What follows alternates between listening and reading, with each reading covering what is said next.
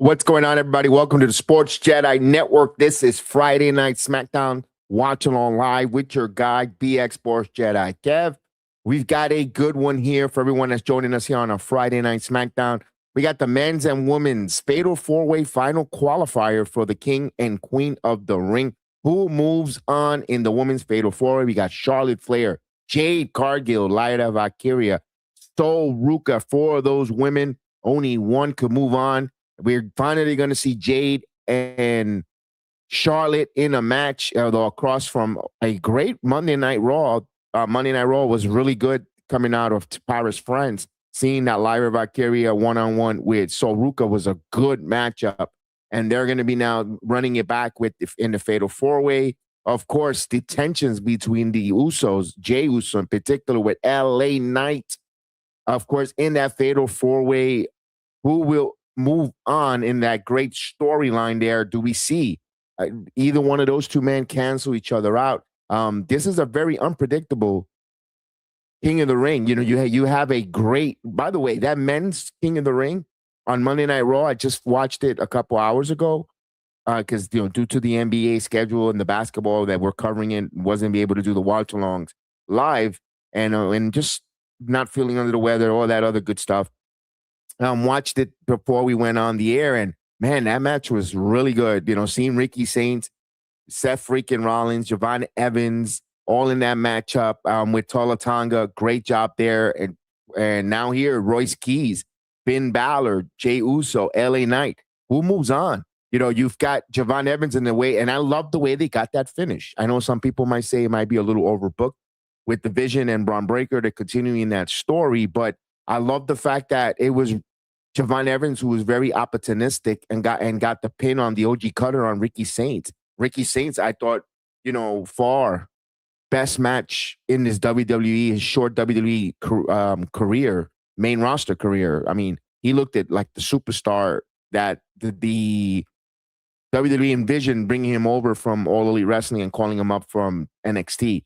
He looked great. I thought the match was good. I thought Monday Night Raw was very good, very solid, very fun. Unfortunately, that was done early, and I just couldn't do it that night. But we got here, Friday Night SmackDown, back in Rhode Island, back in the United States on our regular time. I believe this 2 more weeks, they'll be shortening it up for 3. It's going to be now 2 hours from the 3 to 2 hour program. So we're excited to see where that goes. How they're going to change that. The flow of the show, the matches, and all that good stuff. We'll find out about all that coming up for the SmackDown Blue brand. I know people still have, I think, unfortunately, in 2025 and 2026 going forward, I can say this. I feel that people have a stereotype when it comes to Friday Night SmackDown to call it a bad show or call it a boring, underwhelming, all those adjectives, all those verbs. I think people like to say that, where I think if you look at the way SmackDown has been working, it has turned a corner. Now, here's the one thing that I'm going to say about Friday Night SmackDown. Here's the tough thing about it. It's June. The weather is beautiful outside, warm. It's summer weather. It's time to get ready. Friday night, coming home from work, changing, getting in that shower and going out, mingle around town, whether it's if you live by a lake, if you live by a beach, you really don't, or amusement parks or whatever the case is, you really don't want to stick around and sit around and watch 3 hours of wrestling. And they have to hit. My point taken is those storylines got to be great. I'm an older guy. I'm not feeling well, whatever the case is. I'm going to watch it. I don't know if I'm going to do every Friday Night SmackDown going forward. Not because of the lack of shows. It's just to do things on Friday nights. Chris is never here on a Friday night because he's a young guy that does things. He's got to go do things. He wants to go bowling. He wants to do this. He wants to do that. And you can't, I understand it. We're going to get Haas, who's going to join me a little later in the show, later on in the evening. He'll be coming on, joining us after he comes out of work and finishing his responsibilities, and he'll be on with us probably around the second hour of the show. Will come and join us. Of course, open invitation to everyone watching along, whether you're watching us on X, Instagram Live, Twitch, Twitter, Kick, all that good stuff. Appreciate everyone, all the love that we have gotten for the Knicks watch-alongs. Appreciate everybody reliking the video, sharing, and all. We got one more game to finish that story, but that's for tomorrow. We're gonna get locked and loaded, But here for the wrestling, we have some good news here. Starting Monday, 6 o'clock Eastern time, 6 p.m. Eastern time, we will have the MOW files, of course, with your hosts, Mr. Jeff Lippman, and former MLW talent wrestler, Mr. Thomas.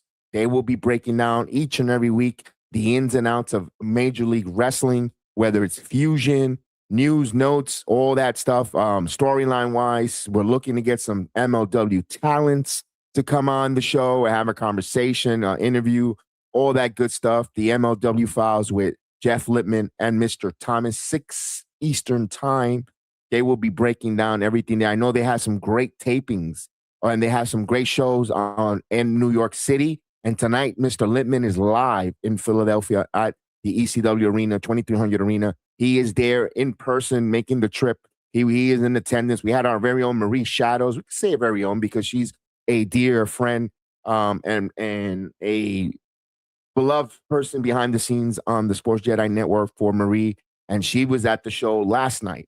And she, I'm pretty sure she enjoyed herself. Also saw Vladimir, the super fan from the docu-series from Peacock. You've seen him all over WWE. If you're a WWE old-timer or a person who's been watching WWE for over 30 years knows who Vladimir is just by looking at him. You might not know him by name, but by face and by look. He was the popular green shirt. He was before the green shirt guy.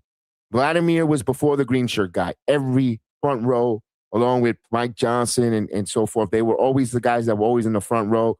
You saw them and you knew that there was something important. You couldn't watch a house show, a PLE at all in the eastern corridor of the United States without seeing Vladimir and of course, Mike Johnson, I believe, and George Napolitano.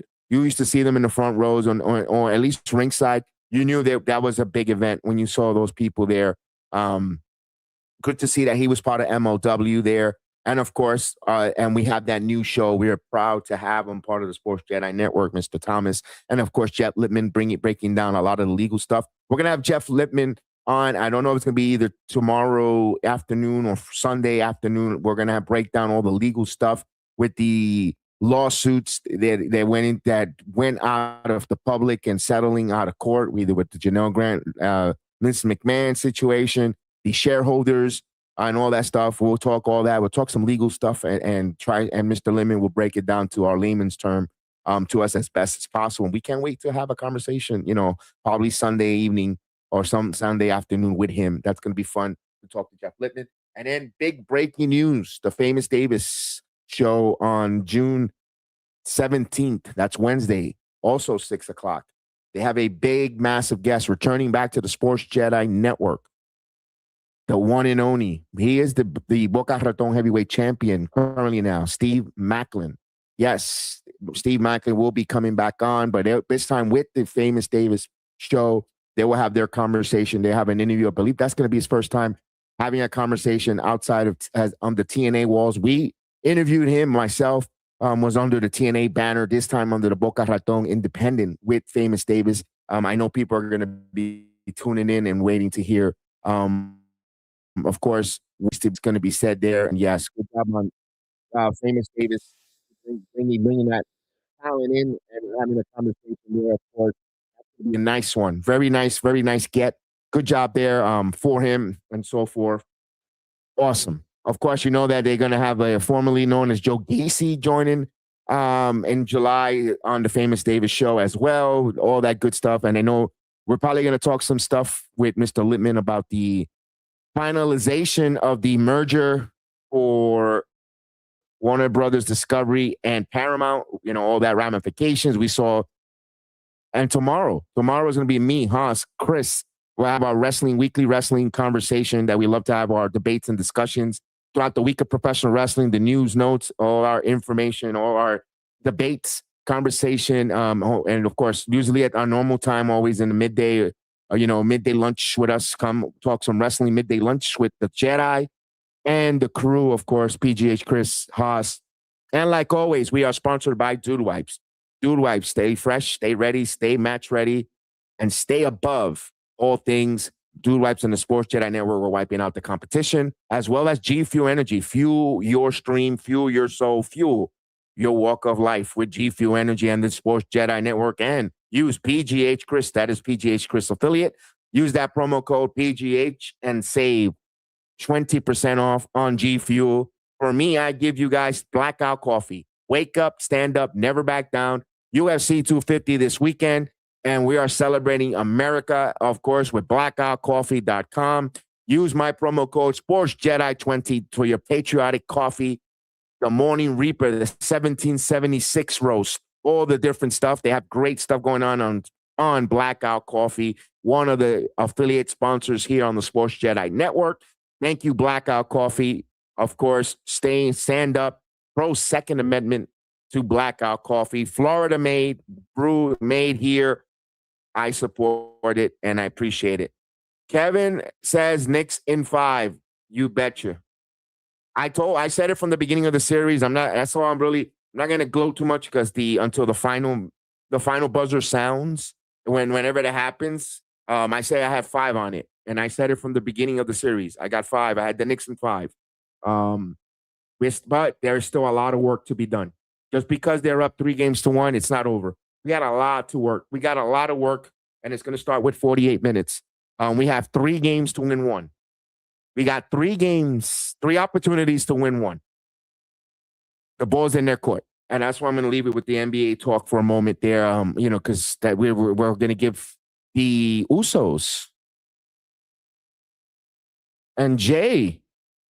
Okay, they dabbing. It wasn't a little bit warm, receptive there.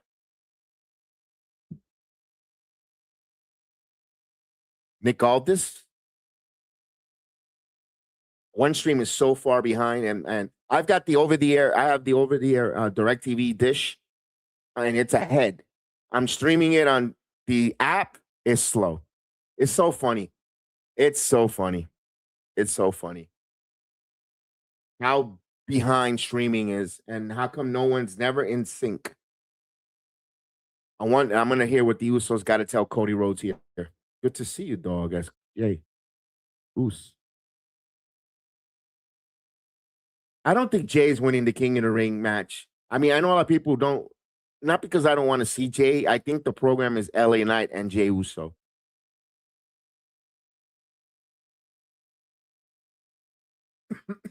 And I hear a lot of the people online wants to say that the winner of the King of the Ring should be Obafemi and he should go after Roman. Why? Why can't the unfinished business? If you remember, December was Cody Rhodes and Obafemi, where Drew McIntyre interfered. There's a history and there's unfinished business there. What, Cody isn't big enough to elevate Royce Keys? So then, excuse me, not Royce Keys, Obafemi. What are we doing here? If Cody Rhodes ain't big enough and you have to put Roman to elevate Obafemi, that's telling me right there that Obafemi that needs Roman, and Roman is the bigger star than Cody, and we wasted. And you know what? You wasted 1,316 days where he could have broke Hulk Hogan's record. And I'll talk about that month tomorrow. But yeah, what are we doing? That's the way I see it. If everybody's claiming, oh, it has to be Roman, then you know what? Yeah, this is why wrestling is in the shit tank that there is right now, because they're listening to the people online and the fans dictating the show. No, we should have, again, I'm going to sound like a broken record. It should have been Roman and Rock at WrestleMania 40. Get that crap out of the way. I don't think WWE would have been in the state of civil war that they're in right now with management, creative mailing it in, sabotaging of main events with Travis Scott, all the nonsense, the lackluster build for Cody. It's just perfect storm. But hey, that's when they want to let the people dictate, and people want to cry in a pink robe, and they want to change things and listen to the fans that, and book for people so they won't scream and get tirade. And, that's what they get. Now they got to reap what they sow. All right, we got they're showing the ladies here. Oh my goodness. Jade, Cargill. Lord have mercy.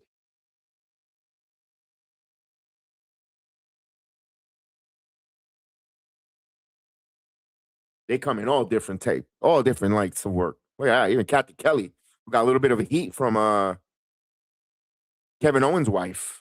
If you hear if you listen, and you're into that gossip stuff, you got BFAB, Meechin.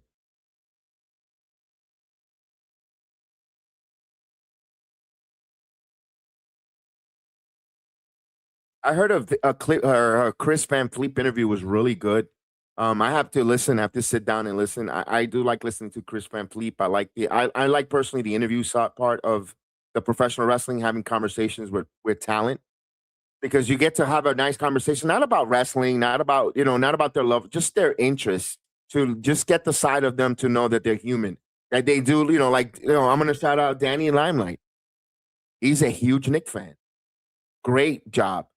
And I love to see that. That's the type of things that I like to hear in an interview, their interest. AJ Francis, big soccer fan. Love it. I love that there's other passions and love outside. Braun Strowman, who you can't put a plate of food around him because he eats everything. Beautiful. All that stuff. Mark Henry loves doing stand-up comic, playing and mixing music, become and being a DJ. Those type of things I like on the interviews. Have those conversations. The wrestling stuff we know they're great athletes. They collar elbow tie up, drop toho, side headlock. We know they all do that. We know that they eat and breathe this stuff. Sometimes those conversations about other things. I know when I had Steve Macklin and we were going to have him back on, and great job there once again for Famous Davis show having the conversation. When we had the conversation with Steve Macklin back, it's going to be a full year. I believe that was in September of last year. We talked about Boots to Boots. He just started off that new podcast alongside his wife, Deanna Peraza, and how much that meant to him working and talking and peeking behind the curtain of Steve Macklin, and letting us know and bringing it into his world, his work with Tunnel for Towers, doing all the different things, and not just about wrestling, the passion and love, and speaking about his service in the armed forces and all that stuff, just how that shapes him on who he is, what kind of boots he's wearing here. Right now, he's banking on himself, and he's put on his "I believe in me and my wife" boots, and I love it. I love it. I can't wait to hear what K-Dot is going to continue. Famous Davis is going to continue to bring to an interview with Steve Macklin. That's going to be fun. I advise you to don't make it must watch appointment on the 17th of June here on Sports Jedi Network on the Famous Davis YouTube page. I believe. I don't know if he's going to do it on YouTube, if he's not, or on his X account. We'll talk about that on production. I know we're having here on the Sports Jedi Network. You'll get it on the audio platform, all that stuff. With Steve Macklin, that's going to be great. And Boca Raton has the Summer Smash big event coming up in August. Tickets are available there. Get your tickets as well as Summer Smash for everything Boca Raton has going on in August. Also, we got tickets going on here for TNA Slammiversary available there in the Boston area. If you haven't signed up for Great American Bash in the Performance Center, and go to NXT Facebook group page and sign up there to go to Great American Bash. Seats are limited. You have to sign up, wait for your confirmation code, follow the email instructions. So the Great American Bash for NXT at the end of the month, as well as Lyra Valkyria. As we get into Fatal 4-Way to start off here, Friday Night SmackDown. Don't forget, we're powered by G Fuel Energy, Blackout Coffee, Devin and Lang. Shout out to Canary. We have to shout out our Canary sponsor, Devin and Lang. Go to devinandlang.com. It's all for all different types of apparel wear, intimate apparel wear for Devin and Lang. Use promo code Courtney O'Shea for 15% off of your Devin and Lang products. And of course, Yamba Jewelry, waterproof jewelry. Also a code for Courtney O'Shea, 60% off there. We'll get all that in the video description. You can find that there on the YouTube. All the different sponsors. We got W Energy Drink. We got a good stuff there, W Energy Drink. I'll get all the right promo codes. I don't have the proper promo codes from the guys. I don't know if he changed it because he's rebranding to Famous Davis. So I don't know if the smoke session, I know it's part of the chemistry lab as well. Homeboy Podcast is in the building. Good day, sir. How are you?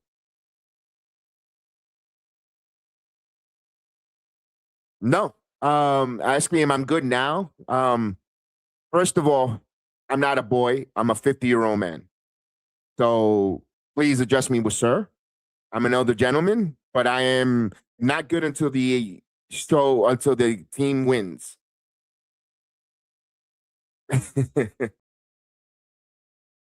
as the girls are coming out here. But no, I get you. I'm throwing you your banter back. It's not don't no offense. I'm not yet offended, but I'm not a boy. That's all I'm just saying. I'm an older. I have white hair. I think I'm older. I've seen more. I've seen more in life than I believe you, Mr. 88. But no, how are you? Happy Friday, first and foremost. Happy good feel good Friday. Hope you're doing well. Thank you for joining us in the chat. It's Jade Cargill. Here we go. We're about to start this fatal four way.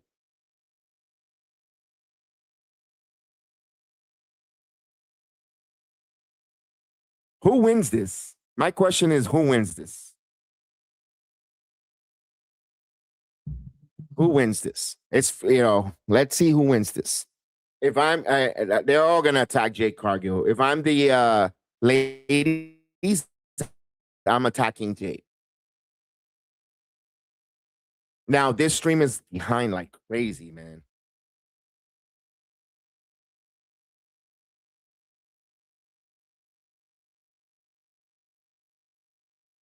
Let me see if I can forward this. They're attacking Jade and Radiant behind stream. I've got the one up that's currently right now, but I'm going to work from the one that's about 10 seconds, 15 to 10 seconds behind. That's KJ Cargill with a nice pop up. Lyra now. Oh, just caught her. Jade is too strong.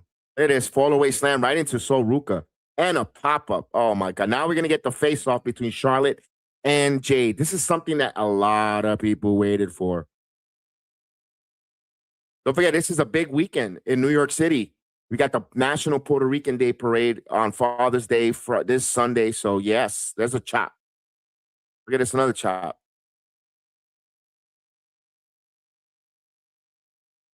There we go. Now. Oh, nice. Beautiful German suplex there on Charlotte. I didn't think Charlotte was going to be strong enough to do that. Okay.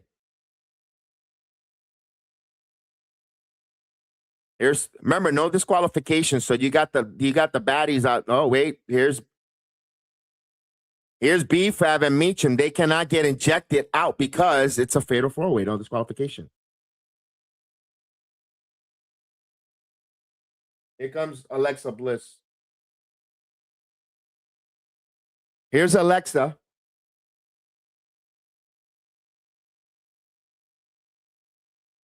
Oh, I'm in pain right now.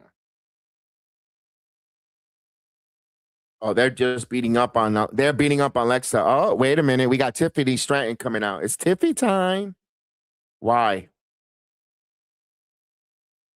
So Tiffany now is going to be tied with Charlotte and Alexa, really?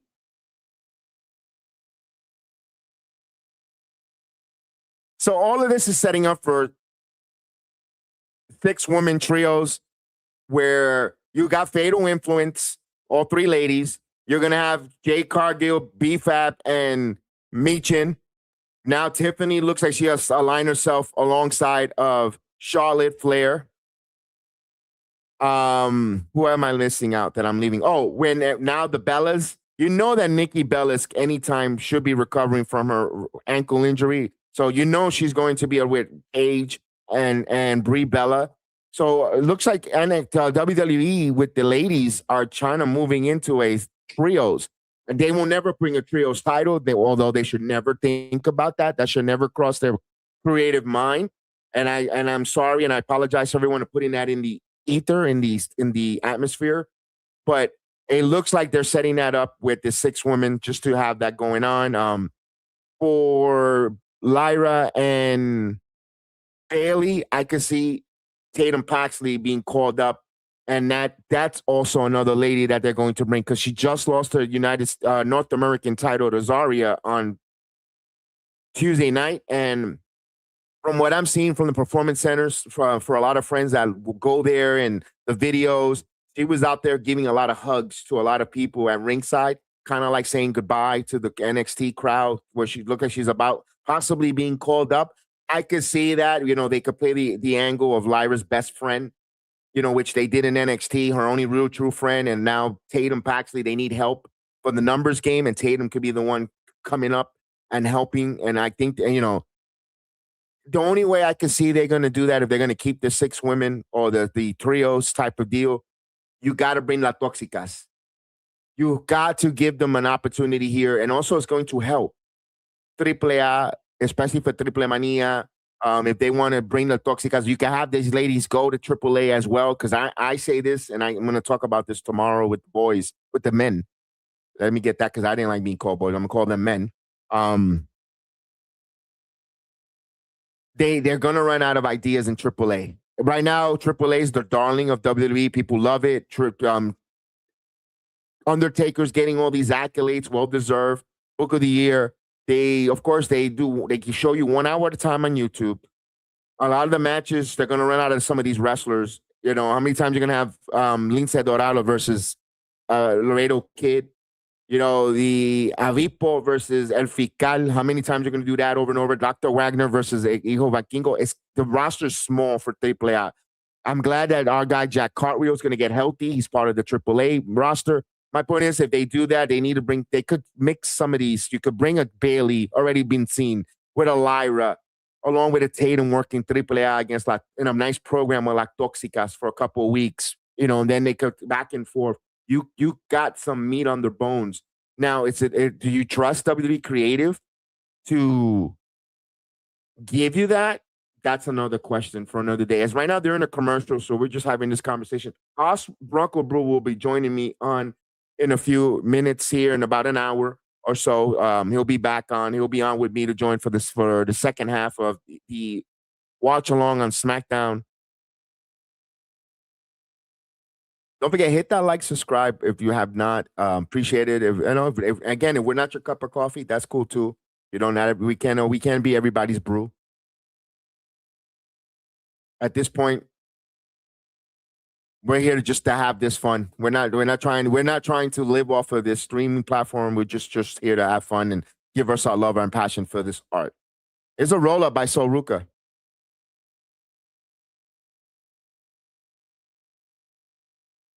Okay, so we are on the domestic feed. We're not using the international feed tonight. Unfortunately, it's just becoming a chore with the VPNs and all this. And oh man, look at this. Jade just kept it. Strong move by Jade. Oh, but nice drop kick there by Lyra Valkyria. And today I believe I just saw the thumbnail. I didn't really see the second or hear the interview with Katie Ray, aka Alba Fire. She was on Busted Open talking about, but it looks like she's going to AEW with all the dream matchups that she says she would like to wrestle, yada yada. She mentioned every AEW roster, every woman for the AEW roster. Gee, I wonder, no mention of that. No one's screaming and running to want to rock with Ash by Elegance. No offense. I hate to take shots at one of my favorite brands in TNA, but yeah, none of these ladies are rushing to say I got to go wrestle Elena Black. And the AEW ladies roster isn't nothing to write home about neither. But she's going over there. You could see that's the massive pop for the Wembley show. Ooh. Good for her though. WWE didn't really do. She's a really good in ring. I think she will help that mid card division in AEW. Just don't put her in Ring of Honor. Don't have her go beat Athena, please, for that Ring of Honor title. Just present her well there. She could go. She fits what All Elite Wrestling is about. Just women or wrestlers that just wrestles. Just wrestles. The women don't cut promos anyway. The 920 spot is just for the women to wrestle. She will fit perfect. She will be a perfect fit for that company. Here we go. What's Soul going to do?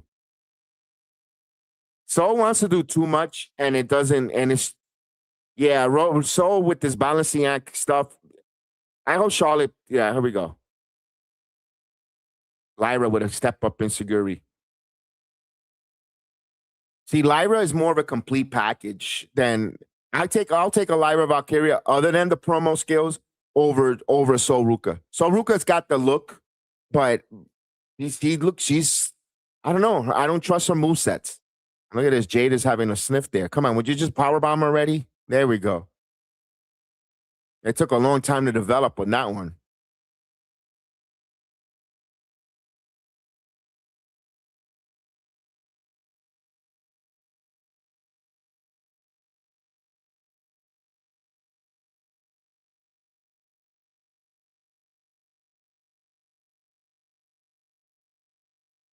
Crowd is chanting, "This is awesome." That's a good sign for Rhode Island. That's a good sign for that crowd and good side and good admiration for the ladies there. They're getting a "This is awesome" chant. Something that we always complain that these American crowds are dead. And the women, especially for the women's matches, they got a "This is awesome" chant. Great job there for this. I'm telling you, people, I know when, oh, what a nice, all right, look at that. Cartwheel clothesline for Charlotte. Charlotte's looking to sink in. Look like she's going to sink in this figure eight. Nope, but Sol Ruca now, missile dropkick. Beautiful missile dropkick by Sol Ruca. And I was saying that, people were trying to poo-poo and say, oh, fatal four-way in these qualifier matches. I know last year was a triple threat. This year's a fatal four-way. I'm not going to lie. These qualifying matches for the first round, and it concludes tonight, has been really good. All the in-ring has been really, really, really good.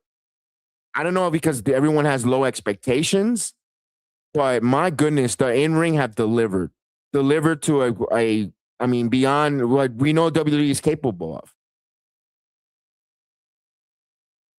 Beautiful baseball slide there by Lyra Valkyria. I hate this from Sol Ruca. She does the moonsault on the outside from the top. I don't like it because you saw how Charlotte already had some knee injuries. You see other wrestlers. That move, it's a spectacular move when you have multiple people to catch you and brace that fall. But you putting a lot of stress on those knee ligaments. I really cringe on that one because it's because of the safety and the health reasons for the talent. Oh, nice springboard frog splash there. Off the ropes. Ooh. Now, I know people had a problem with Liv Morgan winning the tournament and going for the crown. And Sol Ruca's an intercontinental champion, and she's also going for the crown. I understand. I get it. I would have liked, and look at this, a label lock that she's got on. I kind of would have loved to see women that are not current champions, and it's just nitpicking. Oh, look at this. Now Charlotte trying to do kind of a devil's kiss, but she's all right. Let's see what she's got going on here. Here's a cover. So Ruca. Oh, I thought she was going to win that way. I thought Sol was going to advance here. Damn, if Sol would have beat guy in that pin there in that fatal four-way, talk about putting a fucking rocket back on her back. Got a surfboard here on the ropes, and Charlotte stretching her up her abs. But Lyra comes in with a missile drop kick. They're in picture. The international crowd is seeing this without picture. But here we go. There's a submission there, like a reverse walls of Jericho for Lyra Valkyria. And wait a minute. Now she's doing her own surfboard. Okay. Or kind of a surfboard wheelbarrow here by Lyra Valkyria. Oh, but what a super kick by Jade Cargill. Come on, Jade. Remember, Jade is the defending crown. She's the defending champion of this tournament. She's the former queen of the ring. She's defending her crown. I don't think she's winning. I don't see Jade winning. I'll be shocked. That's a European uppercut for Jade. To me, it's Raquel Rodriguez. It seems like it's going to be a Judgment Day or a Judgment Day type of ordeal where it might be Raquel or it might be Liv winning the crown jewel, the crown, which makes us raise an elbow. So she's going to wrestle herself for a SummerSlam. And WWE's not creative where they say, okay, you won. We're going to get you an opponent outside of the company. But here's the problem.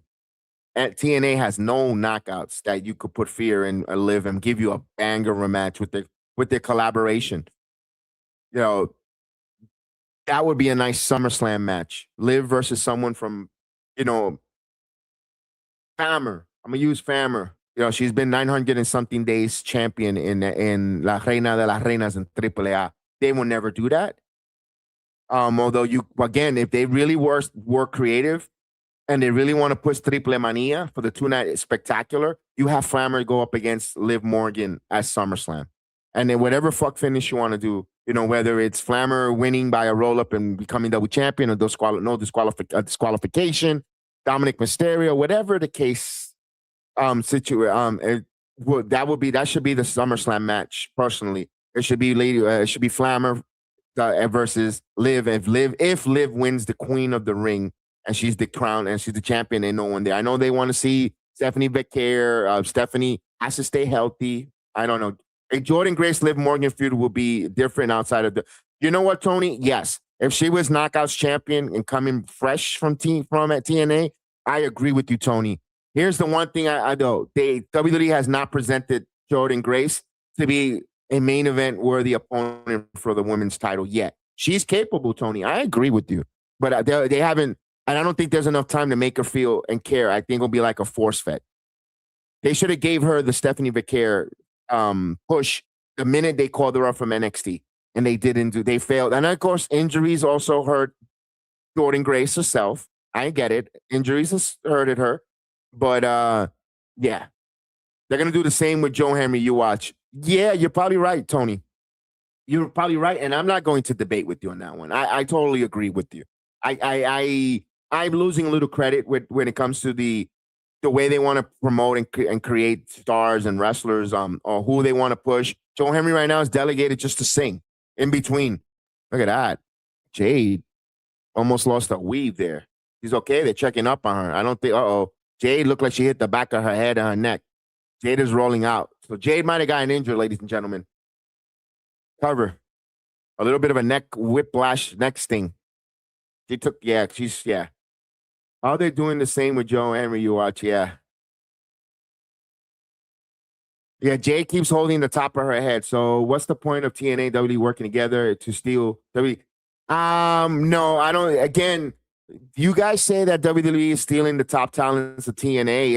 It's AEW that's stealing all the TNA wrestlers. WWE only took Jordan Grace, Joe Hendry, and now maybe Mike Santana. Josh Alexander, where he's at. Where is the whole 3 out of the 4 rascals? Where is Kevin Knight? Where is Speedball Mike Bailey? Where is Jake Doyle? Where is the Iconics, your former Knockout Tag Team champion? No, I think Santana's going to SmackDown, Tony. Oh, Snow Snatcher on Jade. Cover. No, Lyra pulled the leg out. I can see when Mike Santana comes to the WWE, he's going to SmackDown. I don't think Mike has any intentions of relocating to Florida, although that should be his best move. Oh, there's a drop kick. The leg drop from the top ropes. Lyra. Oh, national selection. Yeah, I don't think there's a crucifix pin. No. Yes, so I don't think Mike wants to move his family to Orlando. Though that would be, again, I can't tell him what to do, but education-wise for his daughter and stuff will be better, and financially, but I won't blame him if he doesn't want to come to NXT. You don't want to relocate and move. This is every Tuesday. You're always in the performance center. You have to relocate and move. I don't think he's interested in that. And look at that. Charlotte gets the figure 4 leg lock. Now, I'm speaking for me, looking at this side. Me, I did the move because I wanted a better school system. I wanted my boys to feel like suburbs rather than city. I grew up in the projects. I wanted something different for my son. And I made that move. I took my profession as an electrician, moved here, and started. I can't say that about Mike. Mike is a professional wrestler. He could work in any company and as a professional wrestler and so forth. But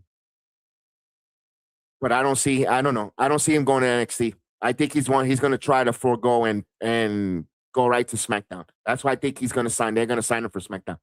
All right, WWE doesn't always have to have Liv Becky as champion. I agree with you there, Tony. I agree.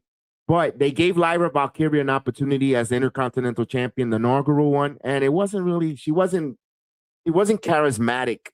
You know, hopefully Ruca could. The United States champion, the women's champion, has been a little flat, to be honest with you. Chelsea was a great one because Chelsea had the comedic with the championship, but it's falling a little flat with the United States women's title. You need personality. Look at Charlotte. Charlotte wins and she moves on. I think Charlotte might We might get Charlotte and Rhea Ripley for SummerSlam. So Ruca's going to be a star. You could see it. Yeah, so Ruca's going to be a star.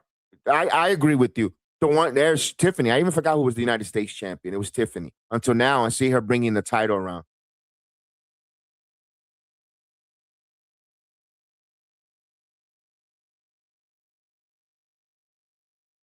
Oh, here comes the baddies. Meacham. Oh, here comes. Oh, look at this. Look at Chelsea. Look at Chelsea with the Kindle stick. Look at Chelsea with the Kindle stick.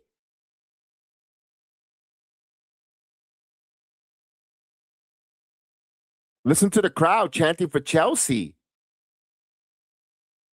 Look at Chelsea. Look at her. She's got a goof. She's got a smile. All right. So this means Charlotte needs to win here. Yeah, it's gonna be because either way. Let me ask you, Tony. I'm gonna give you the creative pencil, and you want to also sell tickets, and you want people to go 2 nights to SummerSlam. Is it Rhea Ripley versus Io Sky? I'm sick of those two, but if they want to run it, or Charlotte Flair and Rhea Ripley. Personally, I would love JC Jane there, but she's not going to make it because she didn't win the qualifier. Which other two would you like? Oh, we got Jacob Fatu here and the Usos. All right. He's going to handle his business. What business does Jacob have in SmackDown? Chelsea still hasn't won a world title yet, and she hasn't even gotten pushed, which is more talented than it. Yeah, she is a very talented. Tony, I totally 1,000% agree with you. I think Chelsea is very. I said this year, and I would have loved Chelsea to win the Royal Rumble. Chelsea would have run the Royal Rumble, but again, it's Saudi Arabia. That's where it hurt it. Because Jade was champion. You don't tell me people would have rallied behind Chelsea Green, being afraid, acting like and Jade trying to intimidate her, trying to be this overbearing and intimidating woman, and Chelsea trying to believe in herself to try to beat Jade, and then she beats her at WrestleMania. She gets a WrestleMania moment. I mean, that would have been an emotionally investment of Chelsea being champion, and Chelsea could have lost the title maybe at the end in a Clash in Italy. It could have been a short title run, but I think the build would have really gotten to see in Chelsea. I think, I don't know, but that's being creative. That's being something different. They don't see that. And also Chelsea got hurt. That's another thing. Chelsea did get injured where maybe I don't think they were going to make her win because she did the Rumble and then she got hurt afterwards. But still, man, it would have been nice to see Chelsea getting that win that quick and maybe, an opportunity there to win the Rumble. Like they kind of like kind of a mistake finish. Thought that she hang on by luck, but then she went out and capitalized and had people rally behind her. The underdog story, but that's called creative. And I know Road Dogg got a lot of heat for that on the show Unreal What Next, but dude, I don't know. As they got a commercial break, Chelsea wins the King and Queen in the Ring and go versus Liv. And she didn't qualify. I don't think she won. She's out. She's out. But we'll see what happens. Let me take a quick break for a moment. Let me get something to drink. We'll hear from one of our sponsors, and then we'll be right back. Let's hear from Devin and Lang. Devin and Lang. All right, crew, we've got a massive announcement today for the Sports Jedi Network. You guys know we only bring the absolute best into the galaxy, and today we are officially welcoming our very own Captain Canary as the newest brand ambassador for Devin and Lang. Look, if you haven't heard of Devin and Lang yet, you are missing out on the most premium, sustainable, and insanely comfortable apparel in the game. We are talking about their signature ergonomic anti-chafing boxer briefs made from Tencel Modal. Whether you're sitting in the chair for a 3-hour live stream, breaking down tape, or on the road traveling to the next big premium live event, this is elite tier comfort. No distractions, no chafing, just pure support. And because the captain is hooking the Sports Jedi family up, we've got an exclusive deal for you right now. Head over to devonandlang.com, load up your cart, and use the promo code Courtney O'Shaw at checkout to slash 15% off your entire order. I'm telling you, treat yourself, upgrade your gear, and support the network. That is code Courtney O'Shaw for 15% off at devonandlang.com. May the comfort be with you. Premium comfort meets the Sports Jedi Network. Captain Canary approved. There you go. Thank you there. Don't forget, use that promo code. Thank you to Captain Canary. You can follow on X like, hey, it's Captain Canary.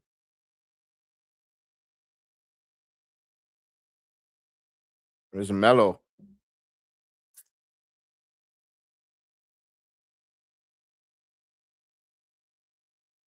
Mello went to see the Patriots. I wonder if Grable was there. I'm only going to show Mike Grable. Just keep Kalani Jordan away from Coach.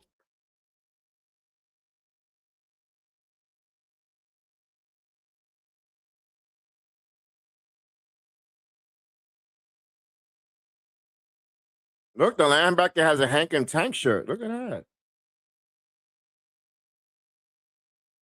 All right, the Patriots are in town.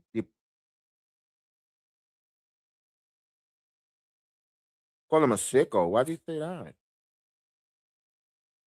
Oh, Blake Monroe.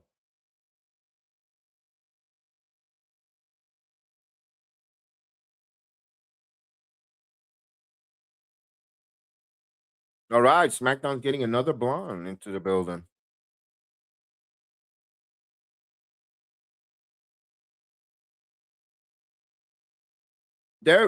She hasn't wrestled quite some time, and they're doing a lot of vignettes and a lot of presentation for Blake Monroe.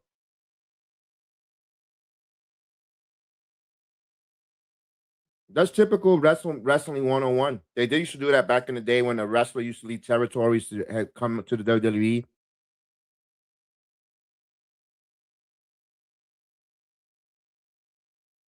All right, Blake Monroe.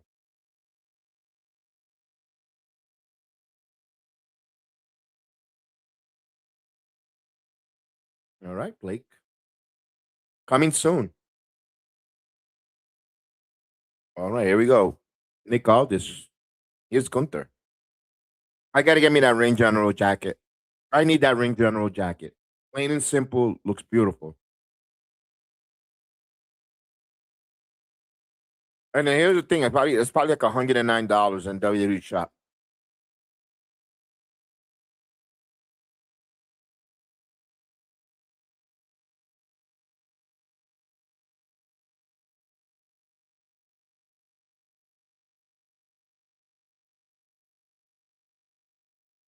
Gunther's gonna pick a referee. It's gonna be Sami Zayn. We know that.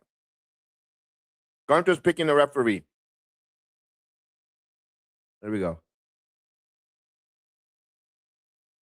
We really want to know.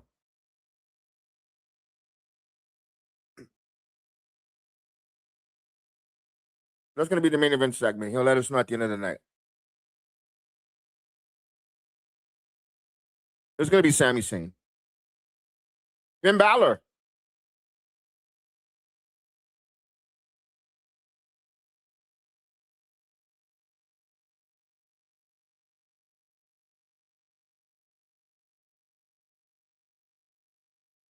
A new chapter. Okay.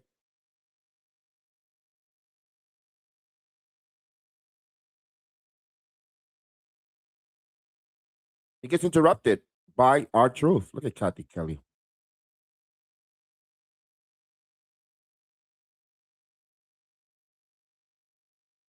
Walking into SmackDown.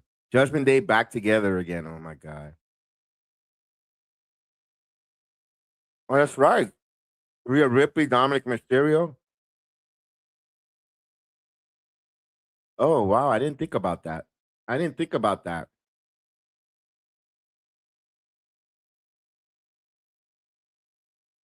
Oh my God.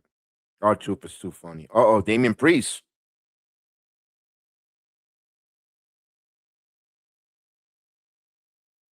So welcome to SmackDown.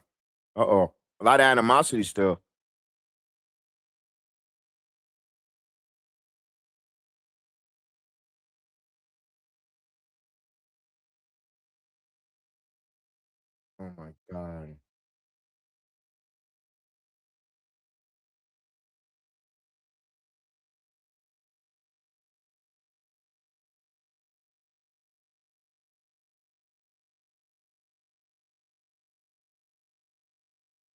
Look in the background. Look in the background, guys. You got the Viking Raiders. You got the War Raiders talking in the background. See, this is when Triple H cooks. This is what he does. He leaves you those Easter eggs in the background. Here, look, they got the Viking Raiders checking them out because they have a match. The AAA tag team, Parejas tag team champions. They want to take on the SmackDown tag team champions. I like it. Speaking of tag team champion, here's Brie Bella. Brie, mom. And where's the other half?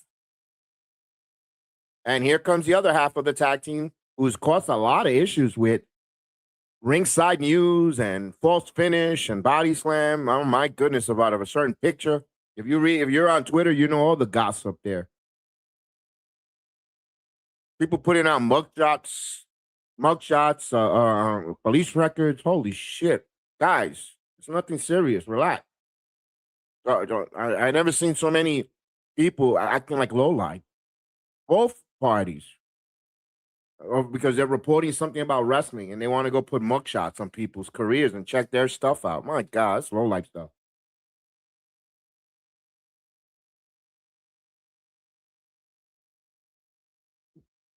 Oh, we got a commercial now. Oh, we got a commercial. Oh, we got fatal influence. All right, here we go. That's what I'm talking about. Hey Tony, are you in the bill? Are you still in the chat, Tony? Let me see. Tony's still in the chat. Got a question to ask you.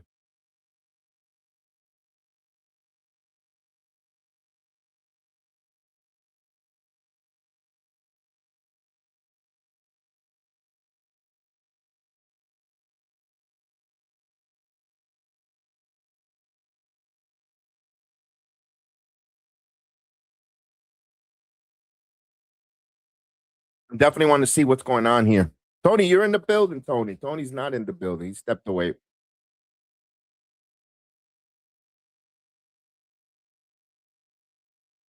I was watching the episode before it started with Braun Strowman and everything on the menu. Not bad.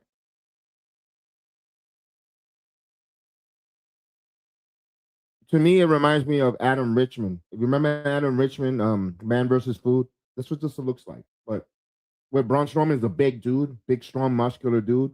If you see him eating that, you're gonna be like, okay, I could see that. Adam Richmond was like, it was hard to get behind him. It's like, dude, you have a parasite in your intestines or what?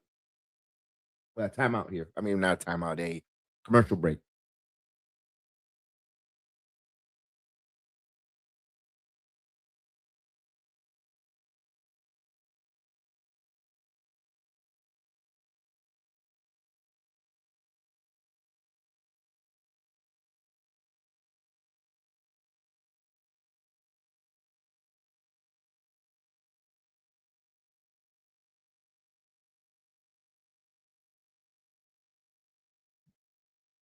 Oh, Father's Day is June 21st. I'm thinking it's this weekend. So it's next weekend. Oh, okay.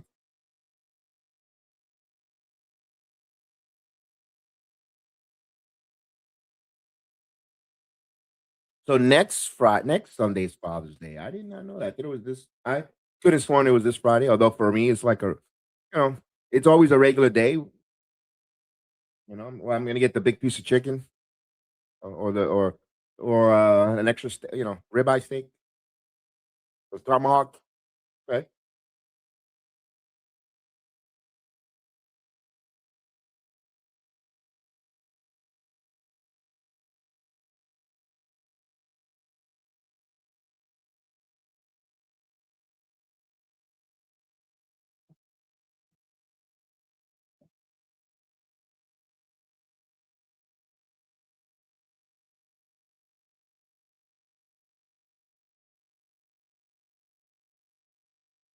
So according to Fightful Select, I just scroll on it right now and shout out to Fightful Select.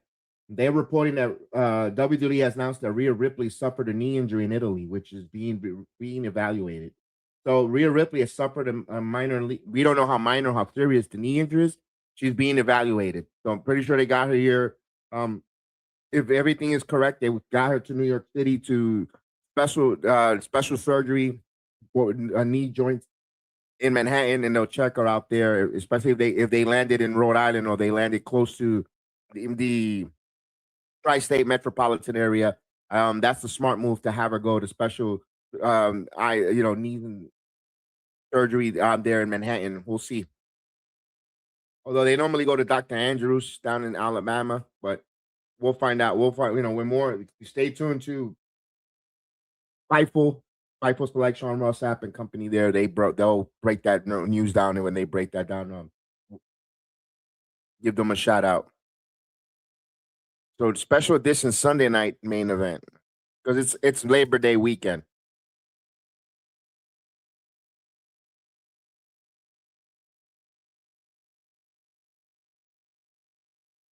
WWE like using that State Farm Arena a lot, don't they, in Atlanta, huh?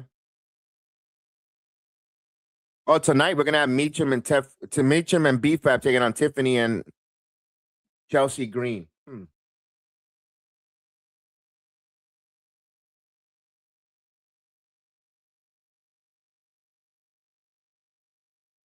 We got the tag team champions in the building. Screamo, Brie Bella, and Paige. All right, here is Fatal Influence. Let's go. Like a thief in the night. Let's go. Here's our girls from the NXT brand. Now SmackDown. There we go. Here's JC Jade coming down the middle. There we go. Fallon Henley, Laney Reed.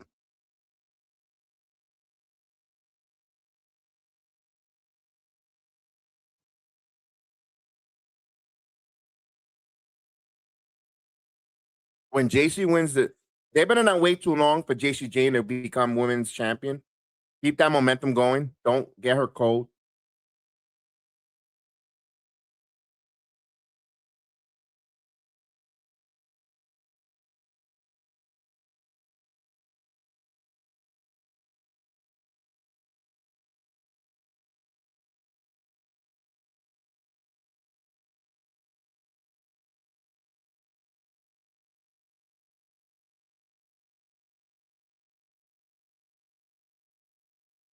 Something tells me Nikki Bella's showing up tonight.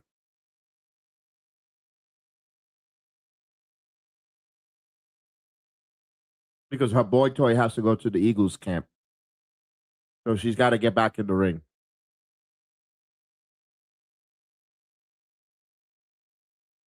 Yeah, JC Jane looks naked without a title. She needs a title around her waist.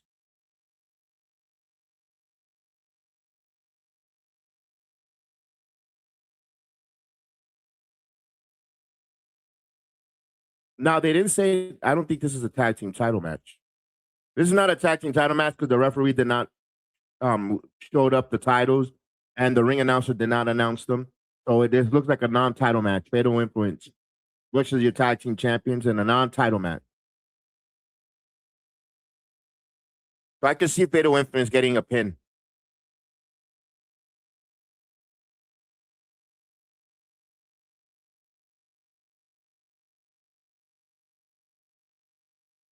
All right, Brie. Nice move there. It's Brie and Fallon Henley in the match here. We'll get Haas joining us at the top of the hour. Yeah, side rush on next week cover.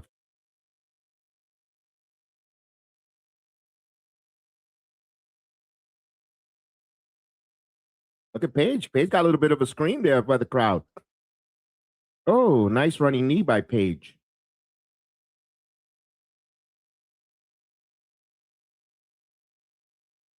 Beautiful running bulldog. What a knee.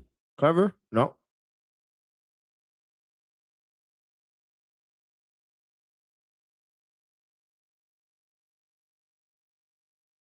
Here we go. Here's Laney Reed making her first. Oh, nice drop toe hold there by Paige. Classic.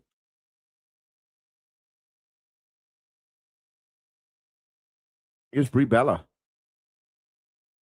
Oh, here's the yes kick.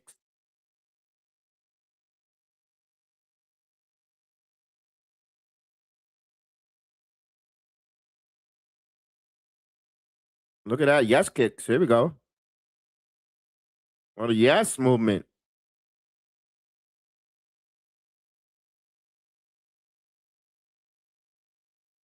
You know, someone's in the shit house in AEW, Daniel Bryan.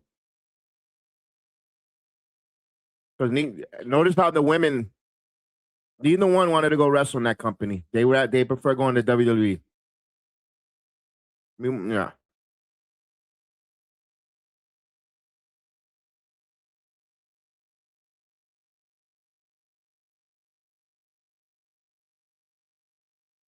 Nice drop kick, leg drop.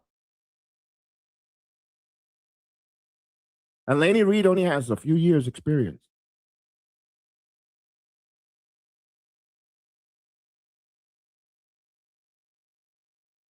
And I'm not gonna lie, I was a huge fan of Jasmine Nick,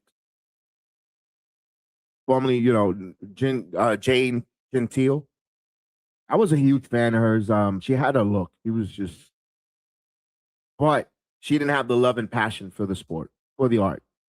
Um, Sucks that she's listening to her boyfriend for the money and all that stuff. I don't know if they would have called her up to the main roster either, because I don't think Laney Reed is much more polished, and she's still not there yet. She's still got more. She's still, I feel, rough around the edges, but Jasmine would have not fit the main roster. I think she would have been lost. She would have been more of a vignette. She would have been more of a manager out there. I don't think they would have trusted her in the in ring. I think it would have been more, and JC would have been relegated to a tag team more. And here, at least right now, what we've seen from Fatal Influence, they trust Laney Reed to work. And Laney Reed, believe it or not, she's been real good. I've been very impressed. I wasn't a big fan of hers, and her in ring has won me over. I'm not gonna lie, has won me totally over. Look at that. Look at that beautiful, beautiful swinging blockbuster neck breaker. Beautiful job there by Laney Reed. As they're gonna go to commercial break.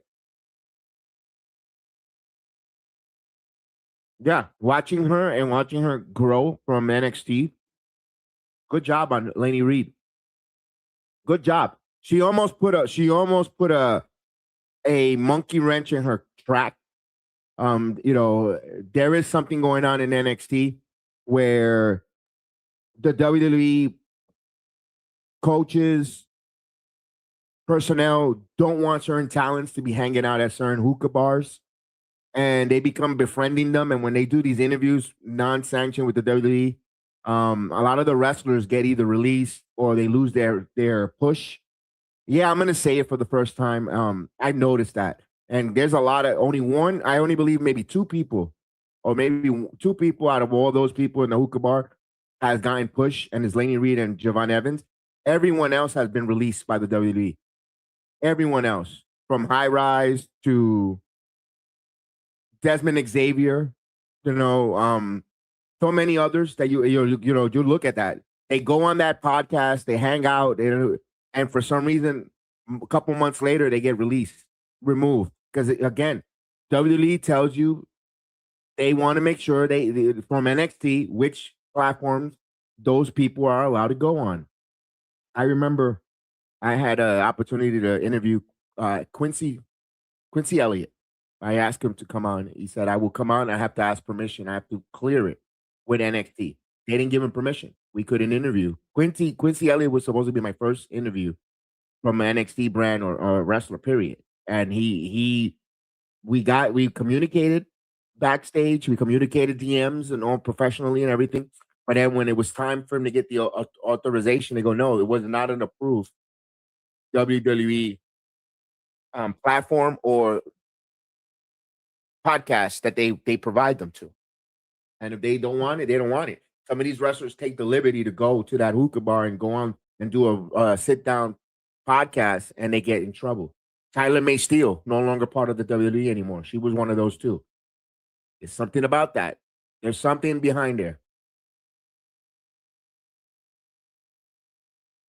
It's not a coincidence. That's facts.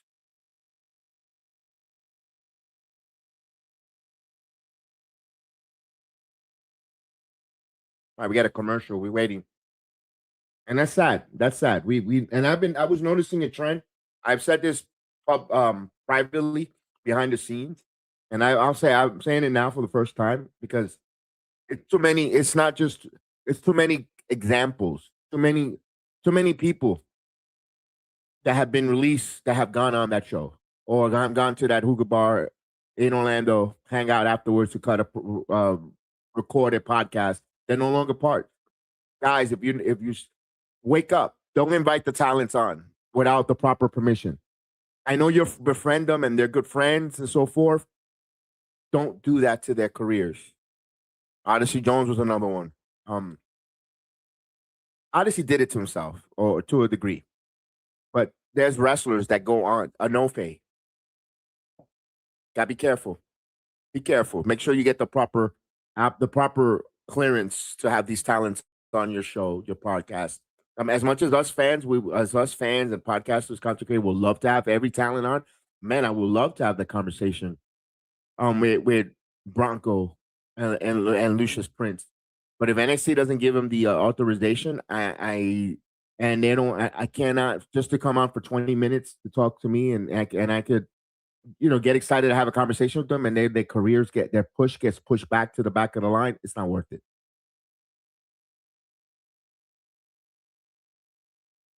Oh, there's a loose test press for Paige. Paige's coming out like a house of fire here. All right, nice German suplex. What is she gonna do? Paige with the fisherman. Yep, a fisherman suplex. And this is her house. All right.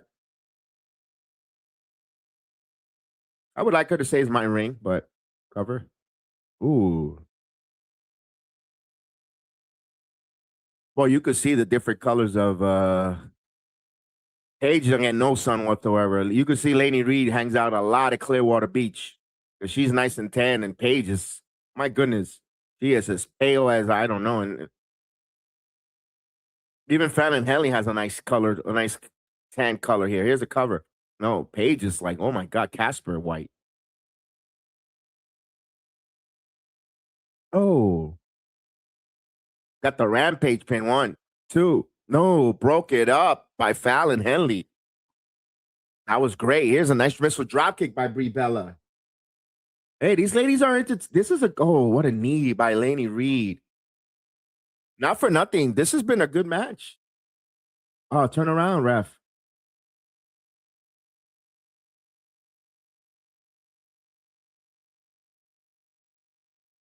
Tag.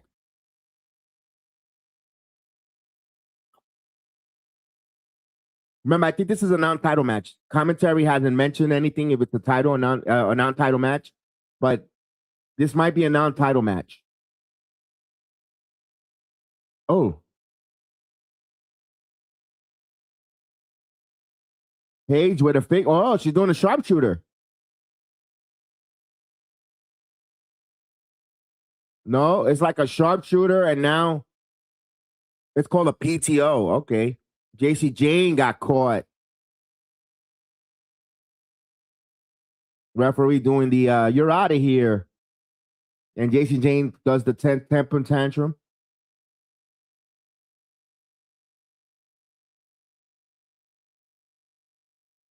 And now the yes movement. They want JC Jane on. Here's a roll up by Fallon Henley.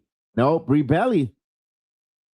1, 2, 3. And the champions get a win on the roll up. So the tag team champions win. Again, they never specified this was a tag team title match. They win to get their titles. So they won on a reversal flash pin there where JC Jane's getting kicked out by the referee. I think it protected Fatal Influence. The tag team champions retain. And Lainey Reed just gave him a middle finger, up yours. That was funny. He got caught on camera giving them the up yours. Yeah, she went in with a roll-up, kind of like a DDT roll-up, small package, and then Brie just reversed it. All right. The match was good. I liked the match. I enjoyed it. Just the ending there with the roll-up back and forth. I mean, okay. I get it.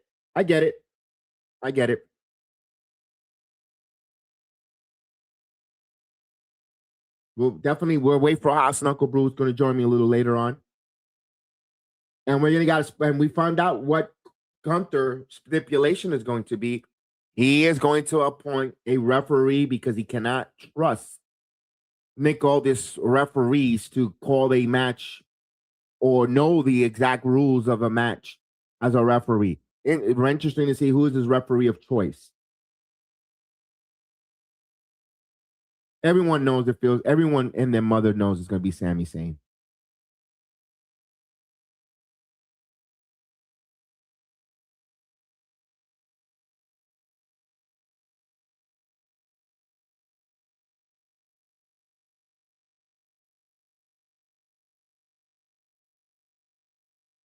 They just showed the recap. Now they're going to bring in Sami Zayn. The last real good guy. That's a good T-shirt. Oh, we got Johnny Gargano still planking.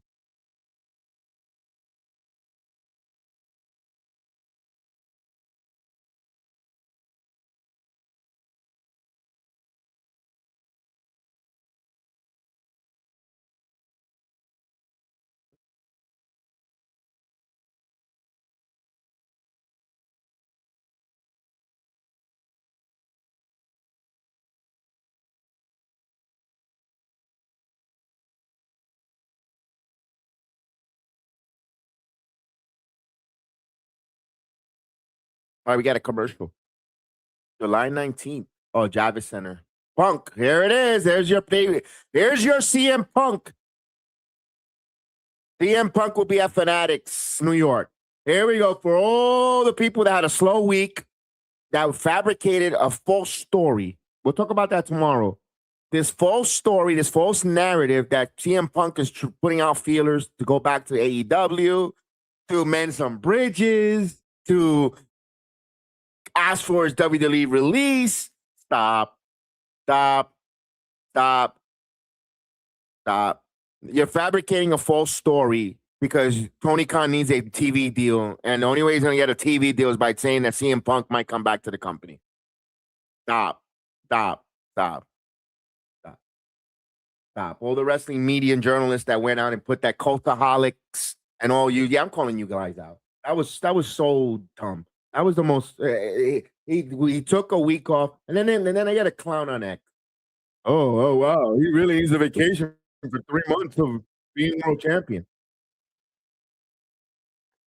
If you are a person that has a job, whether it's picking up trash in the park, subway conductor, school bus driver, teacher, electrician, carpenter, whatever profession, you're entitled for a vacation. You're entitled to time off.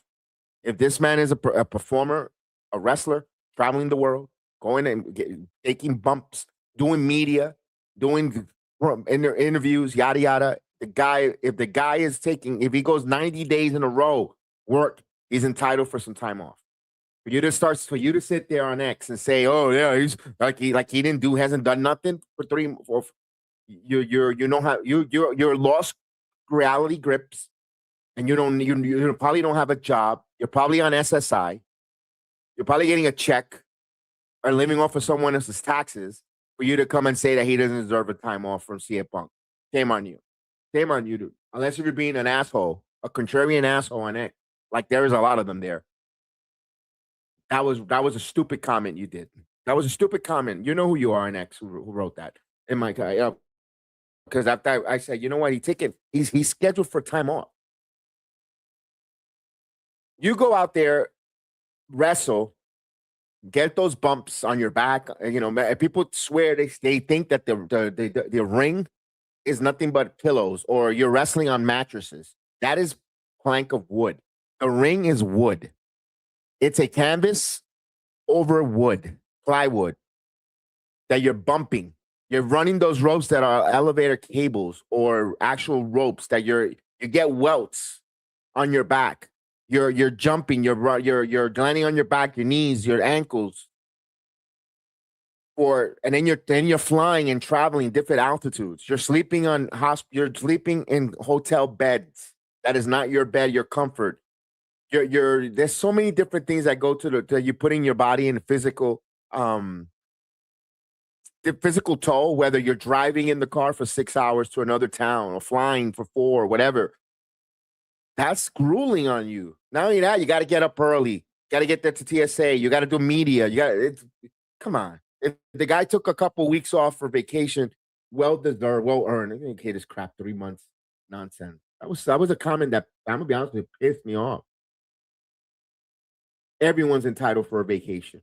Everyone. In all work of life, no matter what you do, whether it's again picking up trash, wiping old people's ass in a nursing home, whatever, you're entitled to your time off. All right, here's Danhausen. When is Baron Corbin's time up with MLW? Although I really wouldn't want to see Baron leave MLW. I think MLW is on the rise. Don't forget, we're going to be covering MLW Mondays at 6 o'clock here with Jeff Lippman. Mr. Jeff Lippman, your host, along with Mr. Thomas. They will be breaking everything down from MLW Fusion, from all the pay-per-views, from coming up, everything, all Major League Wrestling here on the Sports Jedi Network. We got the host. Great to see. Great job there. Hopefully, we get pretty soon some New Japan Pro Wrestling pundits that will break that down there. We have not abandoned the whole TNA. TNA finishes a little late for me to do a review and recap. Once the NBA finals are over, we'll back to the TNA watch along. Then, of course, Slammiversary will be watching along Slammiversary. But we definitely want to see we get some another TNA review program. They could break that down. Some AAA. I know Famous Davis and Napka, they do too on their shows. They do talk of the AAA Mexico and break that down. They do a good job there at times, but they mix it up with a little bit of everything. It's a variety show. There's a little multiverse mashup with some gaming, with some AAA wrestling, some NBA talk. So they're a variety show, a little bit of everything. When they do that, it's not a specific centric show of just AAA Mexico wrestling. Definitely would like to get some pundits and others as well. Reach out to me on X or on email if you definitely have an idea, a couple, 35, 40 minutes of conversation about AAA or TNA wrestling, the New Japan Pro Wrestling, where the opportunity is here. The platform is here. The network is available. If you definitely hear my voice and would like to do that, again, we got Jeff Lippman, Mr. Thomas, former MWA, MLW, excuse me, former MLW professional wrestler, will be joining. He'll be his co-host. They'll break everything down MLW. Again, if you want to talk new NWA, our platform is available. The network is available. Just reach out. Sami Zayn's coming out here. We got our Dynamite dudes between, of course, Chris and Haas. Broke that down this week. Got a good job there. Dynamite. Myself, we're doing some NXT with don't forget, don't worry, NXT. I have not stopped my love for NXT either, although I'm not feeling the men's division right now. Doesn't mean the reason why I'm not covering it is the NBA finals. I've got to finish my story when it comes to the NBA finals. I've got to finish my story I did all the play-by-plays for 3 to 4 years with Knicks basketball. They're in the NBA finals. They're in the Eastern Conference finals. I want to call NBA finals games. I'm having a hell of a time doing it. The emotions rare up and down like a maniac, but I'm having a fun time with it. Hopefully we can finish the story. We got 3 more games left. At worst case scenario, it could be finished tomorrow. At worst, it could go 3 more. So we got that there going on. So so this is fun times here for the Sports Jedi Network. We got that Steve Macklin interview by the Famous Davis show is going to premiere on the 17th. They're going to break down Steve Macklin talking Boca Raton wrestling, summer Smash coming up at Boca Raton. Tickets are available there, so get your tickets for Summer Smash. He's going to take on Matt Riddle. That's going to be a great one there. We've got Slammiversary coming up at the end of the month. Forbidden Door, Great American Bash, Friday night's main event. SummerSlam, great stuff coming up. Great stuff.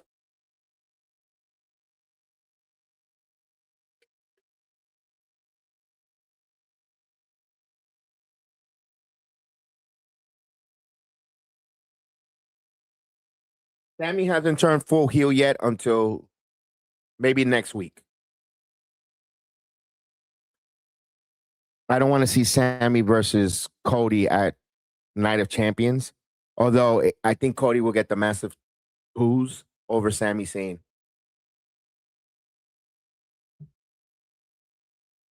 I think you know what? I think WWE might do that.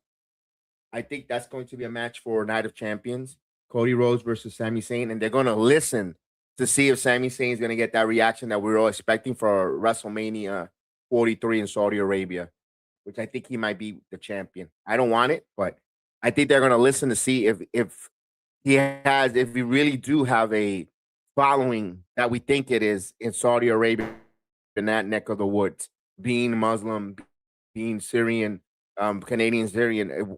Well, I think we're gonna see that for Night of Champions. I think so. I think so.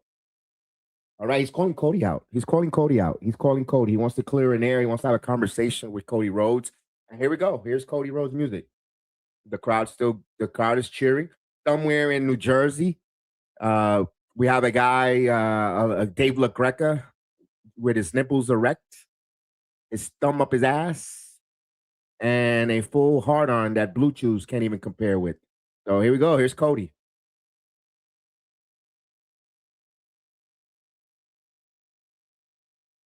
You got to check out this interview that PGH Chris sent me about Chris Russo having a talking about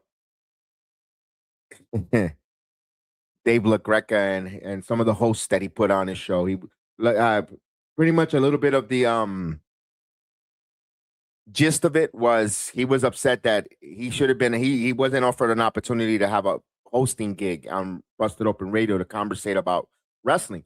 You know, he who knows more about the wrestling ins and out business than one of the guys, one of the head writers in Raw in the Attitude Era, and loves the business and knows all the ins and outs, and they didn't even give him an opportunity. But meanwhile, he got a YouTuber who, just because they got 100,000 subscriber, who yada yada, put her up on a show and didn't even consider him. So he felt kind of disrespected. I get it. All right, so Steve Macklin at Pro Wrestling Revolver says, "I told you, cuck, I quit." So he's really have some bad animosity when it comes to TNA. I mean, it's sad because when you think of Steve Macklin, he is a TNA face. Um, I said this to Chris. I don't know if we set this on air. We'll talk about this tomorrow as well. I think Steve Macklin had a ceiling, and I think he got to that ceiling in TNA.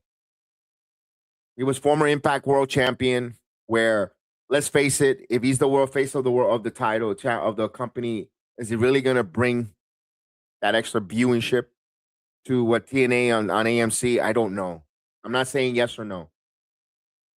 Great dude, international champion.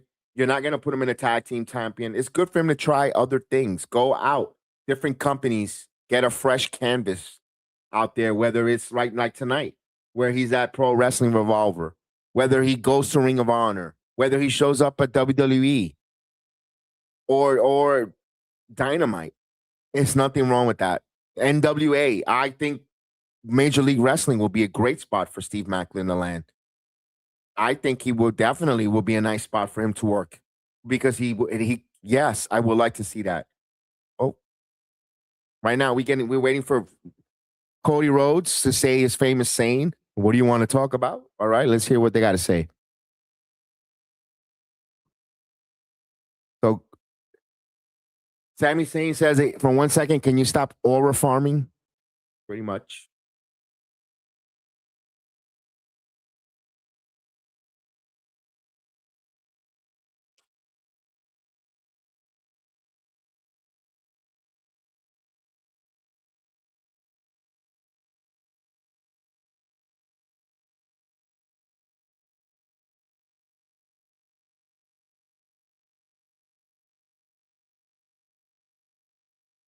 We hear the Cody Rhodes chants from Rhode Island. Okay.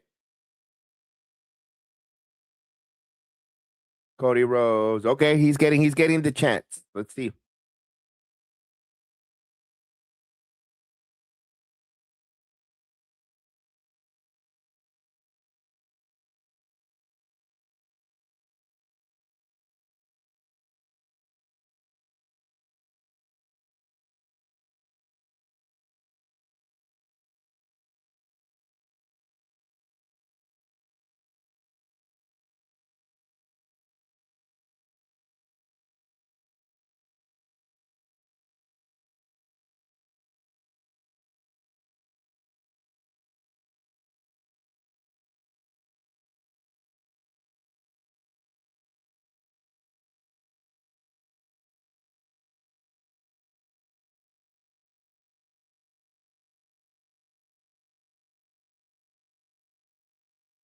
Oh, who wants to know if this is an accident? Just asking him straight up. Okay.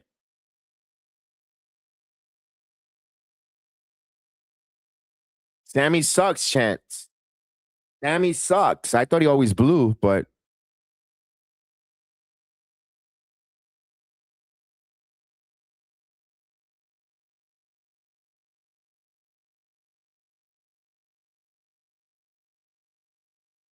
Cody says, okay.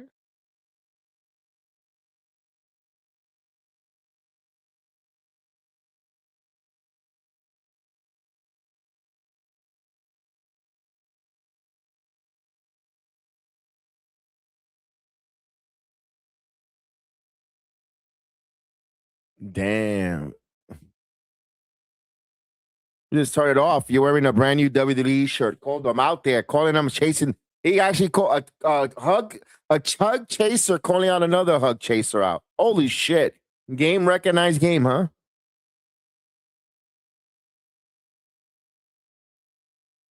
Ugh.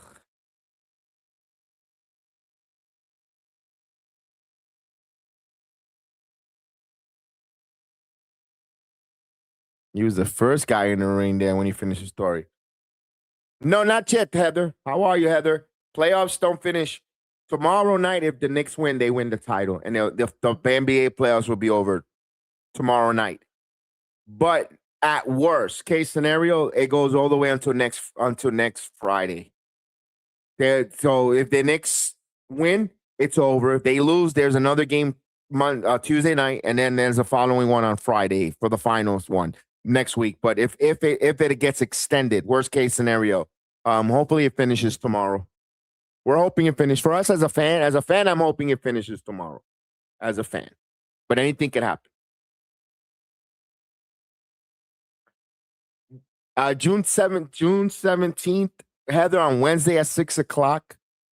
We have Steve Macklin on with the guys from Famous Davis. They're gonna have Dev.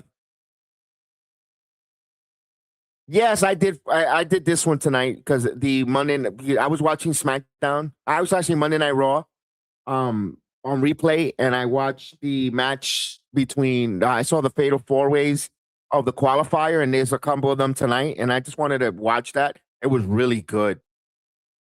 It was really good, and I said, "That's Friday night. I'm sitting here. I'll do a watch along tonight." That was last minute. Um, yeah. So this Wednesday we have Steve Macklin with the guys from. Of course, they're going to have a conversation with him for behalf of Boca Raton Wrestling for Summer Smash. And then this Monday, starting Mondays, every Monday, 6:00 Eastern time here on the Sports Jedi Network, Mr. Thomas from MLW and the one and only Mr. Lipman, Mr. Thomas Lipman, they will be, Jeff Lipman, excuse me. They will be doing the MLW files. They're going to be breaking down everything, Major League Wrestling. Of course, we're going to have the former MLW wrestler co-host with Mr. Jeff Lipman. They're going to be having this conversation each and every Monday night from MLW Fusion throughout all the different pay-per-views, anything MLW. They will be talking, breaking it down here on the Sports Jedi Network. Those guys are lock and loaded. They're excited. I'm excited to get them on, especially Mr. Jeff Lipman, a good friend of the show, and Mr. Thomas got to meet him. Great job there. Awesome. Oh, really? What I want to hear what he has to say because I really ticked off on the direction TNA is going on right now. Yeah, TNA. We have not TNA. We still behind 100%. We are Team TNA. Sami Zayn just smacked them. Oh wow, he just smacked Cody Rhodes. Okay, he said, "I'm sorry."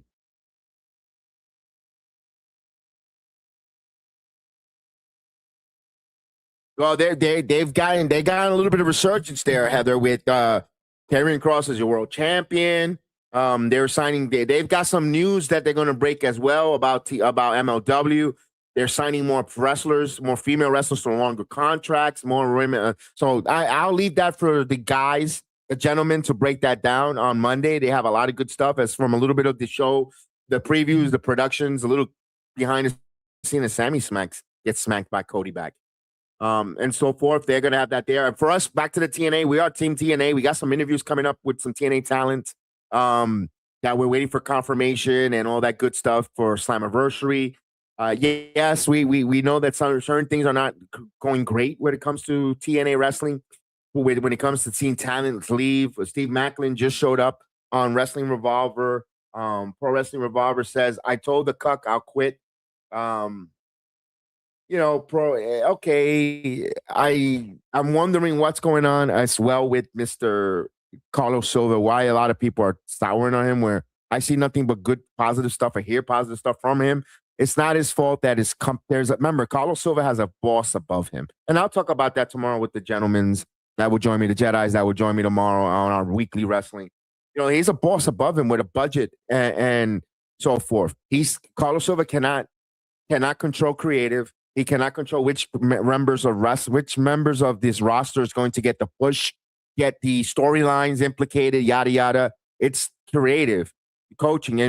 One thing I did hear earlier today on Busted Open, at least the second hour, crossing over to the second hour, they talked about the TNA stuff before Natalia had a call and waste the time. She called in to waste time. They were on a good conversation and a good breakdown of TNA wrestling, and she had a call to talk about her trying to make it kayfabe with Jada Parker. Which, girl, you're gonna lose to Jada. Stop. Like, it was a waste. She wasted the good flow there. We got Solo and Jacob. Hold on a second.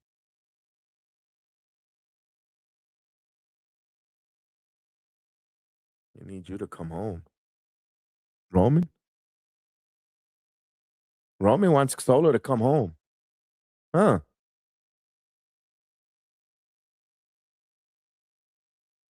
That's a doghouse. That ain't home. All right.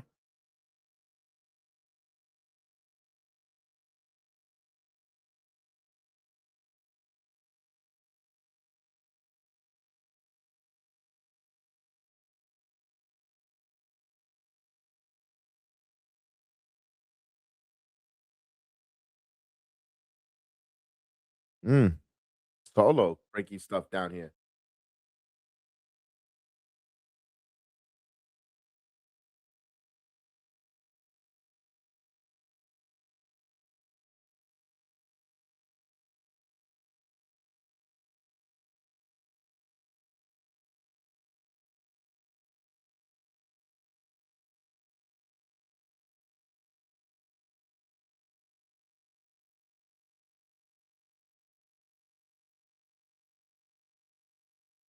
Oh, wow. Yeah, but the majority of their wrestlers are not short-term contract. What the heck is that? What's the point of that? Yeah, that's not again. That's on above. That's Anthem Sports. That's the Anthem Sports telling him how much the budget and how much the contracts could be. Again, Carlos Silva is the president of Anthem Sports. He runs everything he does, but he has to also get the authorization from the company above, the Anthem Sports, who's running it out of Toronto, the lawyer group that's there. They're the ones. What is he's at least he's doing his thing to try to, and it's not, and again, I'm not trying to be an apologetic for Carlos Silva either. I think, but here's the one thing I got to say though. He's trying. Without him, his vision and bringing the TV deals, the connections with the UBS Arena and all that stuff, I think the IWC attacks him, throws a lot of slings and arrows uncharacteristic his way. I don't think, getting rid of Gail Kim, I could understand that's an unpopular decision. I'm going to say this right now. That was a big mistake for Carlos Silva. Whether someone in creative that's still there said something to him, the wrong things, that he made the decision to remove Gail Kim, where they might say, we could do it, we could save the salary, we don't need, that's a mistake. I think one of the biggest mistakes that doesn't get really talked about Carlos Silva was that firing Gail Kim. I don't know about Scott D'Amore. I was a big one that I wanted to see D'Amore stay. D'Amore had a good vision. I don't know if D'Amore and Carlos Silva was going to work hand in hand. I get it. But I think that's a mistake that Carlos Silva might have made. Because I'm going to be honest with you. I don't know who recommended Candice Michelle as that role that she currently has with TNA. It's not working. No disrespect to her. She's never done it before. She's never done it before. And you know you have to have an opportunity. We all want an opportunity in life. As a content creator, I would love an opportunity that others are getting right now. That small. I get it. And it's up to us when we get the opportunities to make it fly. But then when you get the opportunities and you don't excel, you don't elevate or don't do any, and everything's not good, then it's time to say, you know what? You had an opportunity, it failed. I think with Candice Michelle, it hasn't been a year yet, but boy, it feels like month to month that division is totally regressing back, going more and more bad. I mean, if you saw last night, Rosemary with the doll and Ash by Elegance, all that. Then the thing is, those ladies are very talented. I don't know. Something's not hitting. Something's not hitting when it comes to my knockouts division. Atlanta Sports needed to take a long walk from a short pier. TKO needs to do what they like TKO needed to do with the WWE. See,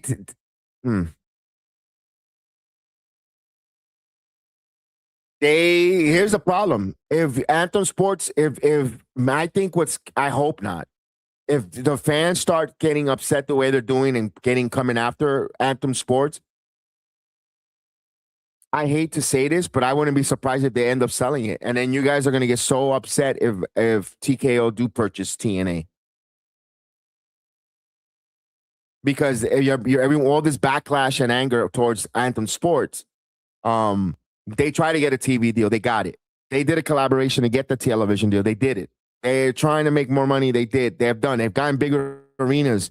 But again, here's the thing that pisses me off too. It's a two-way street. I'm not trying to apologize and wave and be on the corporate side of TNA because at the end of the day, they don't give a crap about us.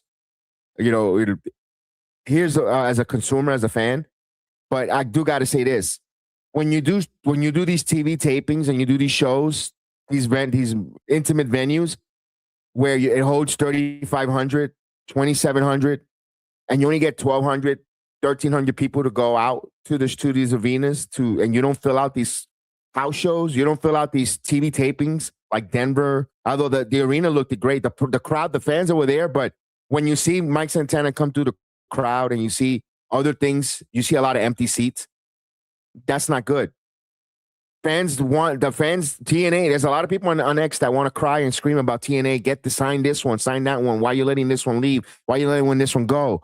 Why are you granting unscheduled releases? Why are you giving them the release? But meanwhile, you don't go and buy the tickets. Slammiversary should not be. Slammiversary struggling to get 3,000 people in Boston, where you just had almost supposedly 8,000 a couple months ago in that same arena for Bound for Glory. This is their second biggest show of the company.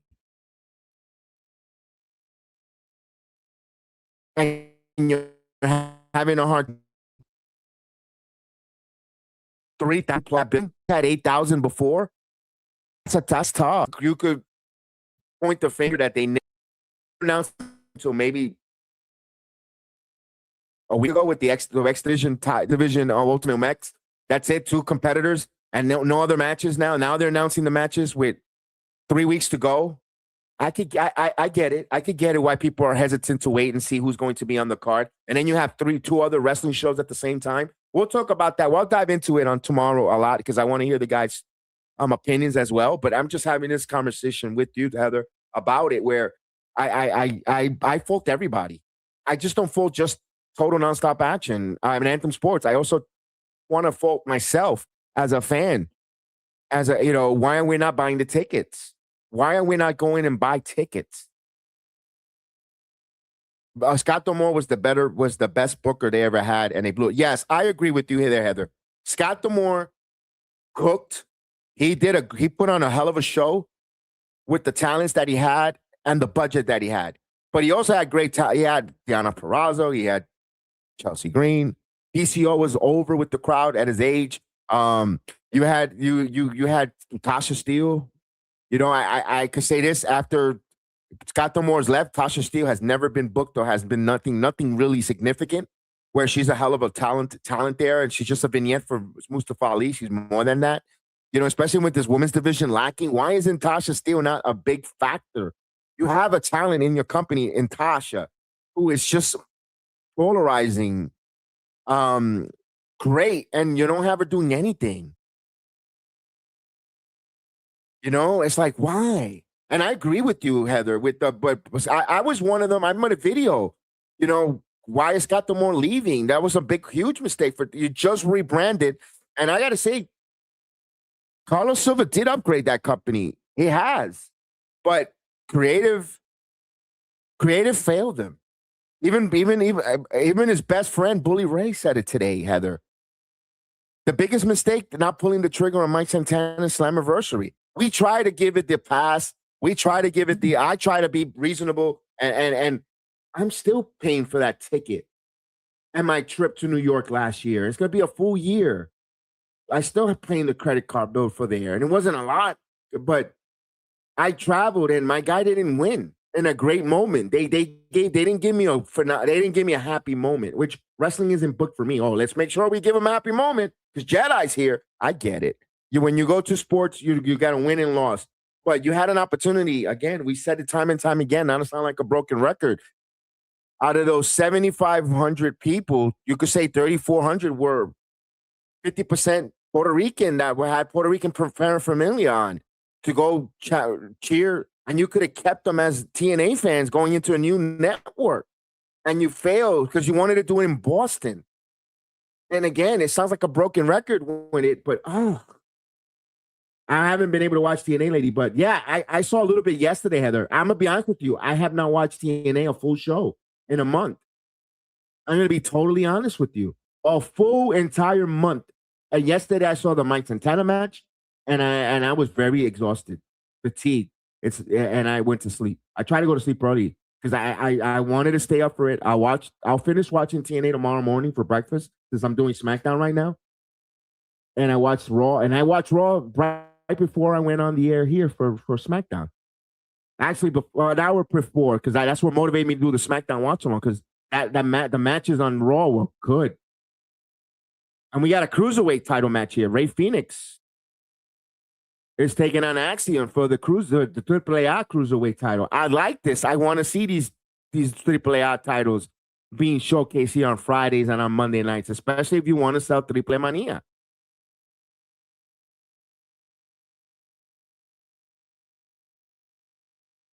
And I was saying earlier, just change a little bit to keep it to the WWE, switching a little gears back to the WWE was, Liv Morgan, if she wins the queen of the ring and she's the queen, and let's say Dominic by hook or crook becomes the king of the ring, and they're both royalty with the king and they get title opportunities, and they're like, who is Liv? You're really gonna have a title match with Rhea Ripley? No, it's simple.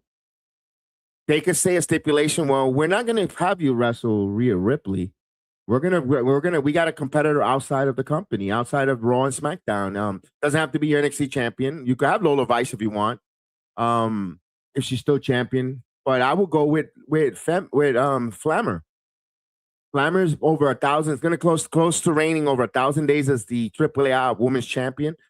Reina de Reina, and that's how you help promote AAA coming up for the 2-night event, Triple Mania 34. You have Flammer versus Liv at SummerSlam. And whatever finish you want. I don't care if the title doesn't change, whatever.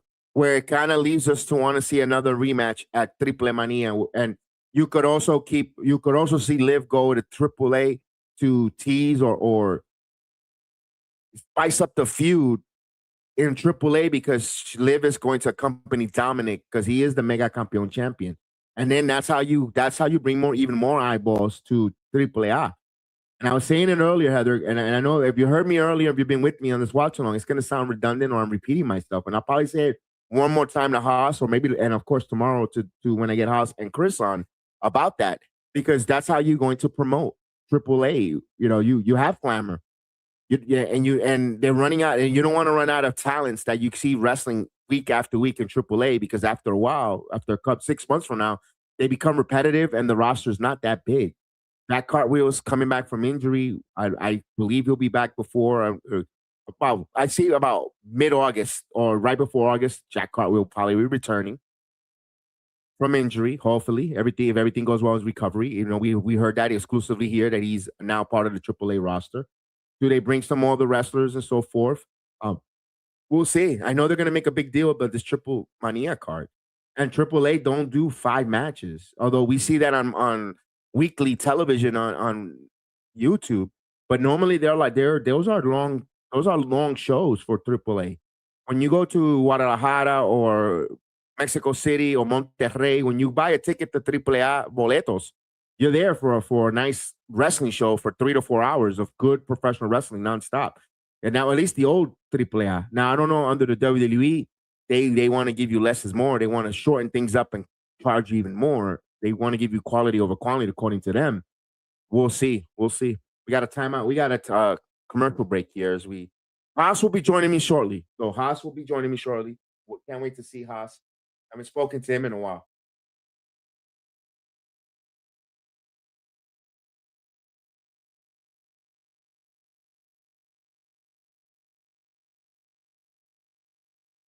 Haas Smasher Summer. I did have okay, I will watch. I will watch. I'm looking forward to Triple Mania, one of these more than any other pay-per-view this summer. For yeah, I could see that. I could see that.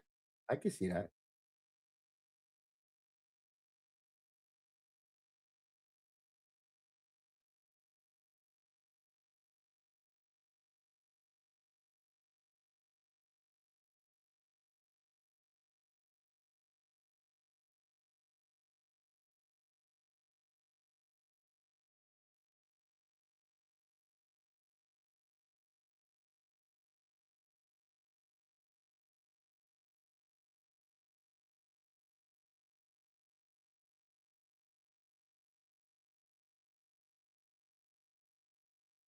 All right, we got a commercial. No, no, I Heather, I found out through a little bit. I got to change a little bit of my settings to for when we do the Discord, so I won't so the videos could be shown even so it could be better and I don't have that issue. So I'll fix that before when the NBA finals is over. I got to change a little bit of the settings. So we'll be the watch alongs on Discord. We'll be there to physically see as well as YouTube. Yeah, we're gonna change a little bit. We're fixing a little few things here. WWE better not butcher their format because it's perfect the way it is. Heather, I totally agree with you when it comes to AAA. With AAA and Triple Mania, I hope they don't. But I already see how they already started to change things, Heather. Which to me, I'm not liking it. I know people are excited for it. I'm gonna be honest with you. When I saw the 2 night event from Triple Mania, I didn't like it. Because to me, I feel like it's a money grab, which it is. And when they went back to Vegas, and I'm like, oh, you greedy bastards. That's the first thing that came in my head when they said they announced Vegas for night one of Triple Mania. I said, you greedy bastards. You could have went to Texas. You're telling me you could if you wanted to really have AAA in New York, Texas, Chicago, Los Angeles, where there's a lot of Mexican American that will support the Triple Mania and pay good money. But you went to Vegas, and I know there's Mexicans in Vegas because you see it when they do the boxing fights, but they go for the boxing fights to Vegas for an event. You're already exhausted that city twice already with 2 WrestleManias. Now you're bringing a Triple Mania there again. I mean, enough with the Vegas TKO. No, nobody wants to. No blue. And to me, I associate AAA. I know that AAA is for nuestra gente. Like when I mean the common folks like us, blue collar people that work their asses off, that wants to enjoy the wrestling, pay the money, go sit there and follow AAA. It's not a bougie. AAA is not a bougie product, and it's not a slight either. And you're going to put it in Vegas for bougie people that don't even know, they're going to go and make fun of the talent. And what, you're going to take a couple picture ops with The Undertaker? Where we're going to put Cody Rhodes now in AAA for that night only? No, no, no. They needed to go to Los Angeles. They needed to go to Texas. They needed to go, I'm not even putting Florida. No, it don't even need to be here in Florida. It could be New York. It could be cities where we have a Hispanic, but the Mexican American crowd, heritage cities. Yeah, even Arizona to a degree, where it's not bougie, overpriced, where you're not going to pay $9 for a bottle of water in a hotel. I hate that. I hate that from TKO. Where they did that to the first night of AAA. That kind of bothered me. That really bothered me.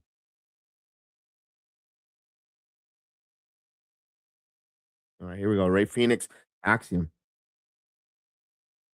It's a good match, but the crowd is docile as we continue to have a conversation. Our conversation with Heather. Hopefully, in a couple minutes, Haas will be coming on board. We got some good news. We got some even more news, but I'll let Famous Davis podcast break that down. They have more. They have just signed and booked some more extra guests. I'm not going to be at liberty to steal their thunder. They will stay tuned to great to be coming soon to the Famous Davis interview podcast moment. This is holy moly. A few matches I have seen from the Otip. I mean, they're insane. All the bets are off in these matches. Yeah, and I hope you know what. One thing I am going to say though that I'm going to say this with faith. Undertaker is very old school. Undertaker respects whether it's lucha libre, and me and Chris were totally wrong. We thought Undertaker was going to mess this up. I was like, how does he know about lucha libre? But he has shown different. I think if he knows what Triple Mania, what the implication is, what it means, and as a student of the old school tradition, I think Triple Mania under his hands is going to be okay. It's going to deliver. If he unless they're in Los Angeles, Las Vegas, and TKO needs this stardom affair, and they need this big celebrity to come in because they're not selling tickets in Las Vegas. That's why I didn't want it in that city. I'm like, ugh. I hope they don't interfere in that case over Mark Calloway's decision and shoehorn a talent, where they could put a Canelo Alvarez to do something along the lines like, why? Don't need it. I hope not. Someone, because they're in Sufa boxing and they want to court Canelo to be part of Sufa boxing, and they're gonna put him in the Triple Mania and they're gonna do all this. I'm like, oh, I hope. I'm praying to God that they don't do that. Leave the wrestling to the wrestling. Don't meddle. They didn't. Hopefully, but they didn't learn their lesson from these WrestleManias. That's the only worry I'm gonna have for that night one in Triple Mania. And I don't want to sound like a negative Nancy, but that's my worry.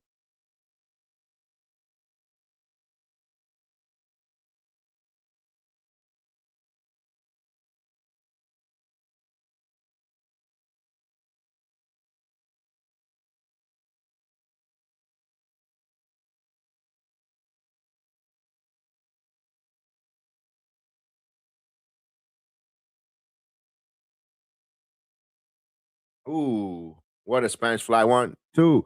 Oh, ooh.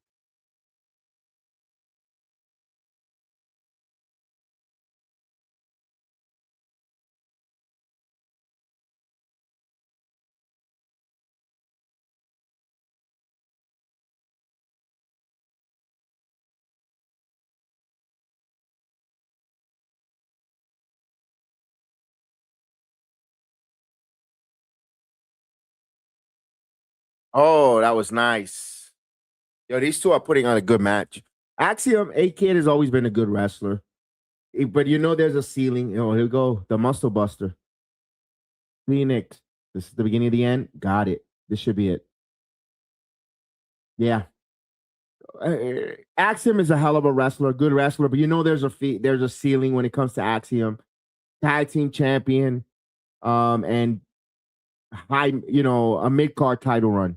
Other than that, that's what you see for Axiom. But it doesn't take away that this was a great match here with Ray Phoenix.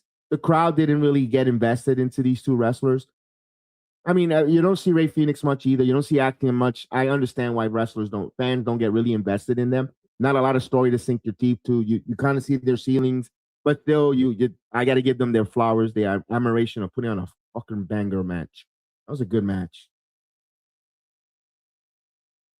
If they do any celebrities tie in at all, let it be a Latino celebrity. Yeah, that's why I said Canelo Alvarez. The Canelo Alvarez. I don't know, Ojitos, the blind comedian, will be one of those. But I can see with the super boxing. I mean, I can see them do some kind of crap weasel stuff. Canelo Alvarez, because they want him to sign for super boxing for the boxing and TKO, and they're like, "Oh, we'll make you a star in the big platforms here, and this yada yada if you sign with us." Or another up and coming. I don't know. You're right. You're right. Oh, Gunther wants the referee for the match. Sami Zayn. We knew that. We knew that. Sami Zayn will be the special guest referee. Kind of knew that. We could feel it. Oh, what we got here? Oh, it's a Porsche. I thought that I was like, what the hell coming in? It's a Porsche. That's Trick Williams. It has to be Trick Williams and Little Yachty. Yep. Trick Williams and Little Yachty coming out in a Porsche. Look at that. Look at that. Let's talk about it. I haven't seen Trick Williams in a while. Look at that. Little Yachty. I'm not gonna lie. Little Yachty has been very, very, very well. All the celebrities that they brought up and all the eye rollings that we do with the celebrities, Little Yachty has been one that fit so well. I'm not gonna lie, the first, and I had a little, maybe it was PTSD when it came to little Yachty when he first showed up. I'm like, oh, I really don't want this guy around. But I'm gonna be honest with you, he has grown and he has worked his ass off better than Jelly Roll, better than all the other ones. I think Little Yachty really works. It really goes well, complimentary with Trick Williams. Great job there on it. Boy, I was wrong. At the Travis Scott, that was a fiasco. That was a mistake, and all the other stuff. But Little Yachty's been good. So for every 10 mistakes, one hits. I mean, hopefully TKO doesn't think that everyone could work as a celebrity, could work in this company. But when is Taylor Swift coming in as a wrestler, as a manager?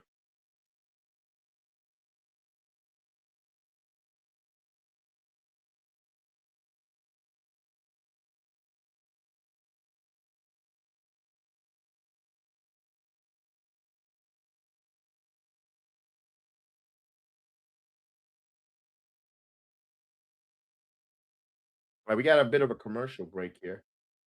Don't know if I should be joining me. I've been waiting for him to come. Oh, probably.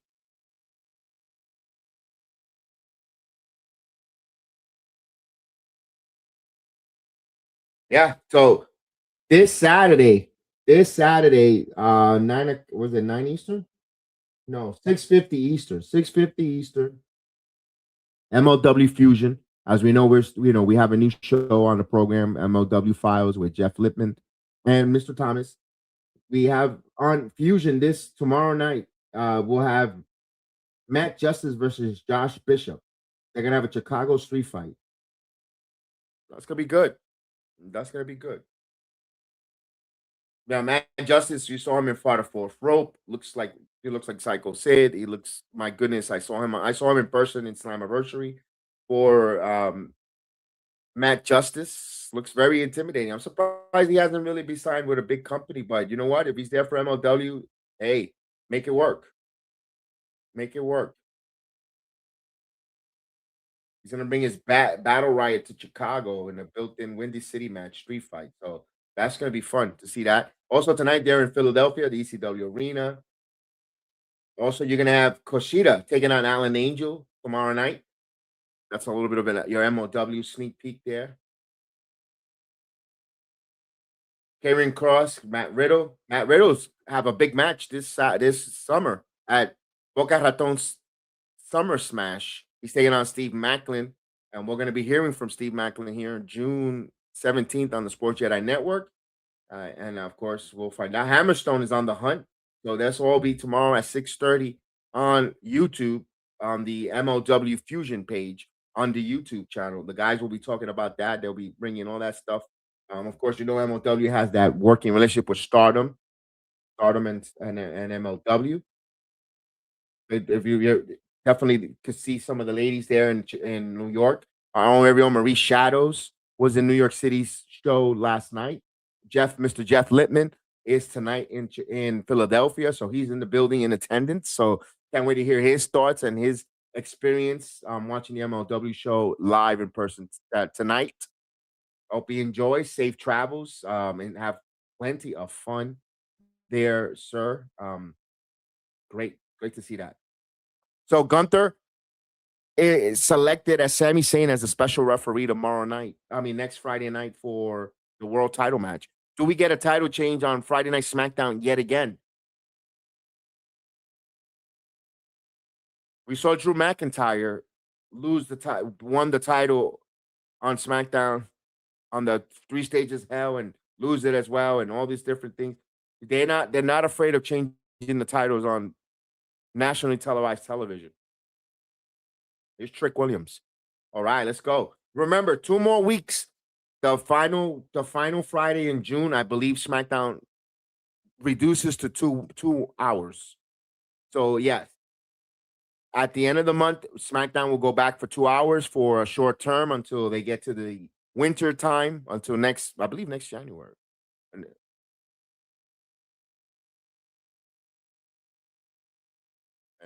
I'm getting a little bit.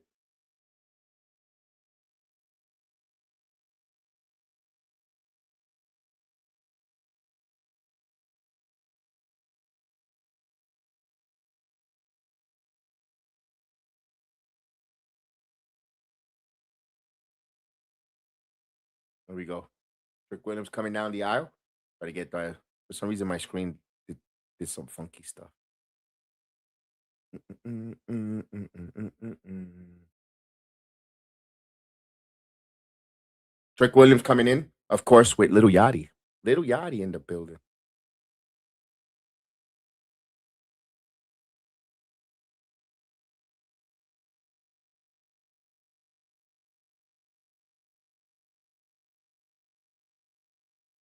Little Yachty has a candlestick in his hands.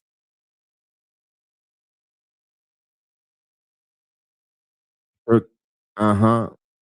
I like.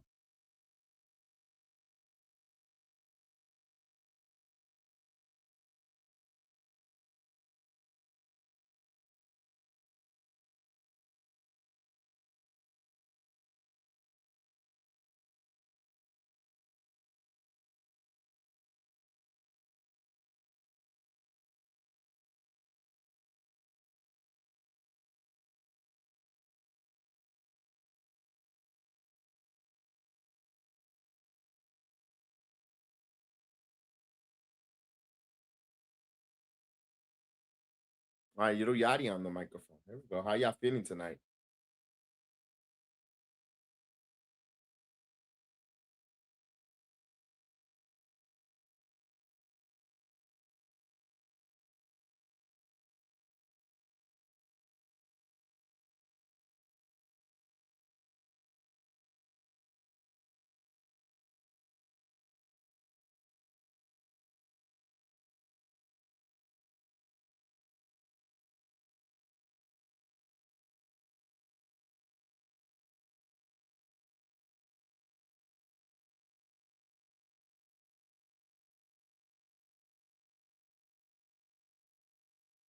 Mm.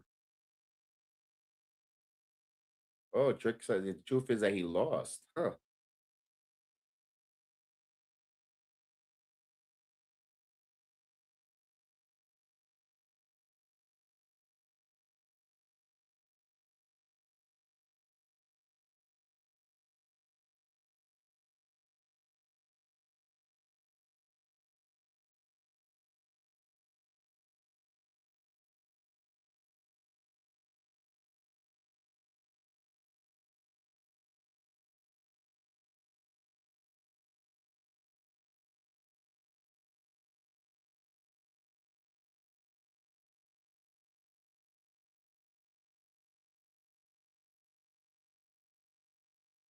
All right, Trick Williams is the leader of the new school. All right, talk your shit, Trick.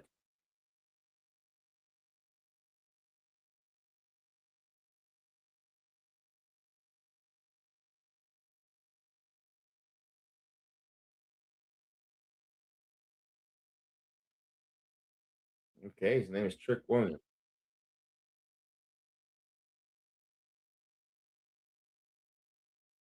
Hollywood Trick. Let's go. The lemon pepper stepper. Trick James instead of Trick James, man. Oh, we got Ricky Saints coming out. Interesting. Not for nothing, Ricky Saints had a hell of a Monday Night Raw match. Part of that Fatal 4-Way. Best match in his WWE short career. Being part of that. Oh, wait a minute, Mello.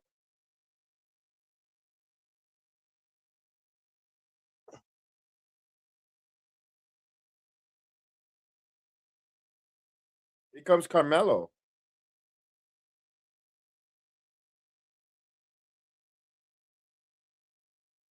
Hello. It just pushes Ricky Saints.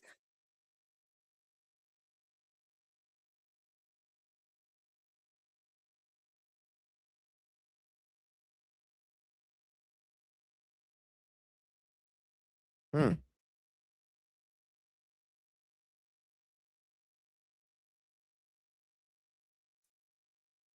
Where Ricky Tape?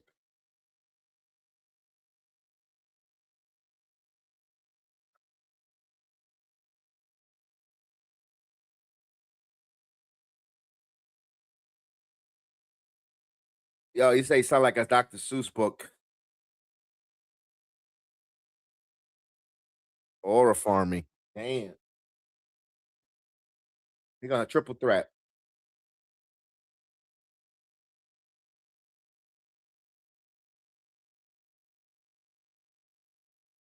Not for nothing. Ricky Saints.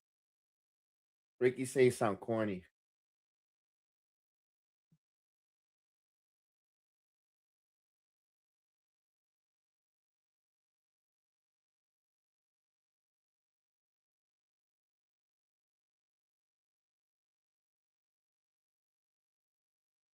Ooh,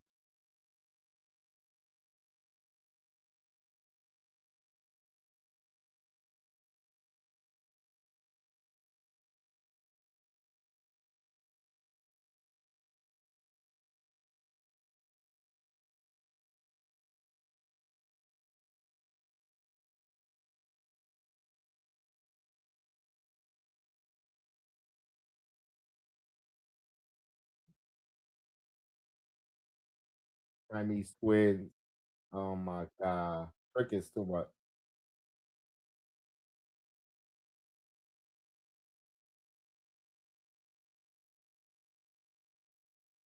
Oh, another catchphrase.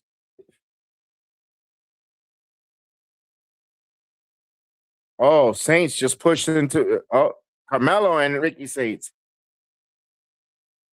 Well, Rick, you know what? It wouldn't surprise me one bit if Trick does a triple threat with these two. It's a dirty Diana. Here's Trick. Oh, bookend. Got it.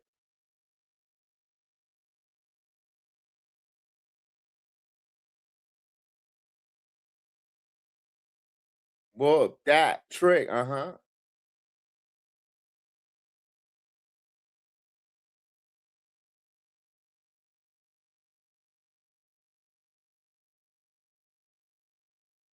Look at little Yachty. All right, here we go. Who's in the background here? Royce Keys. He's interviewing with Kathy Kelly, but now you have to start paying attention in the background. Wait a minute, somebody's coming up to interrupt. Oh, it's Solo.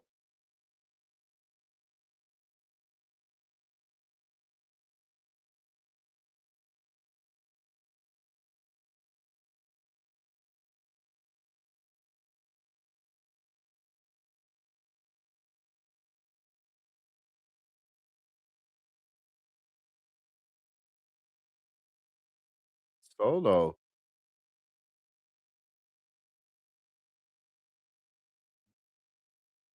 Jacob.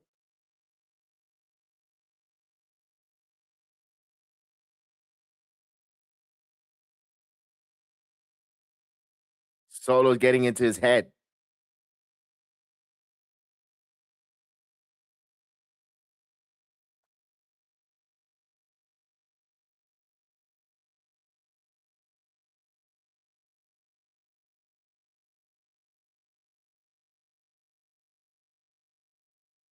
Doesn't want to see him a casualty of Roman's war. Royce Keys digs it.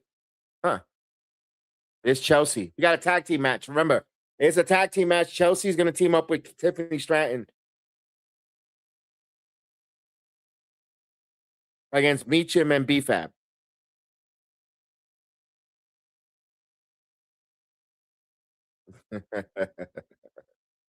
Chelsea.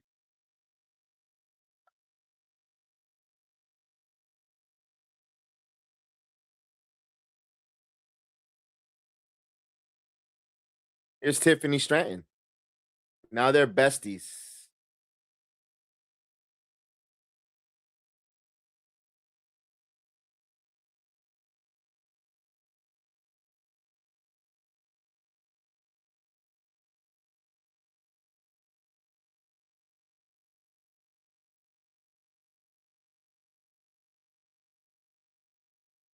Tiffany feels cringed with Chelsea Green. We know how this is gonna end up. Chelsea's gonna beat up on Tiffany Stratton.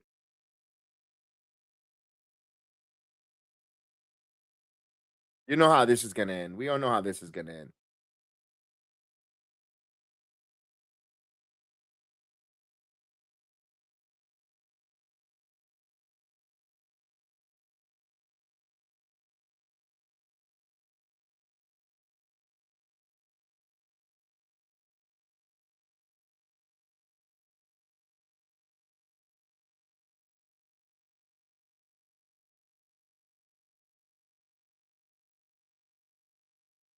What is wrong with this guy?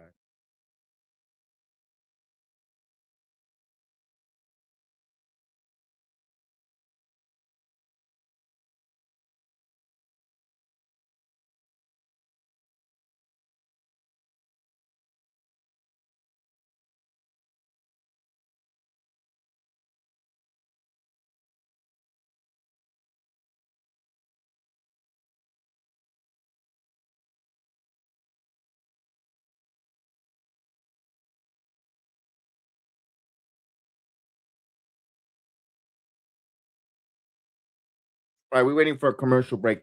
Waiting for Haas to join me.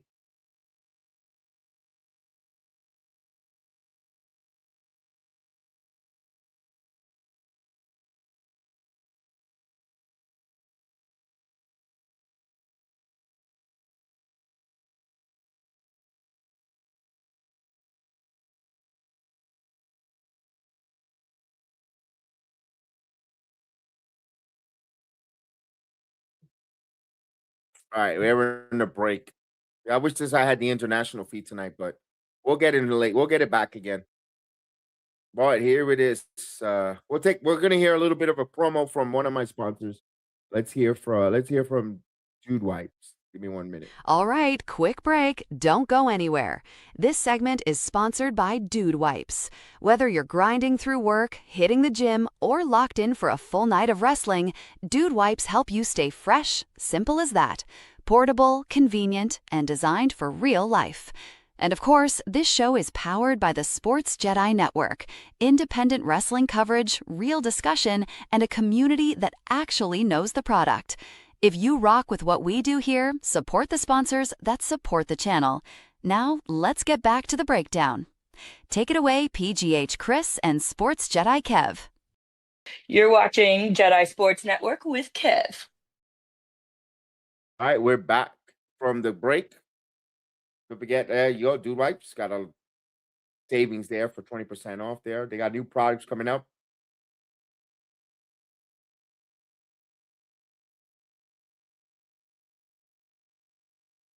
We're still waiting for the commercial break here.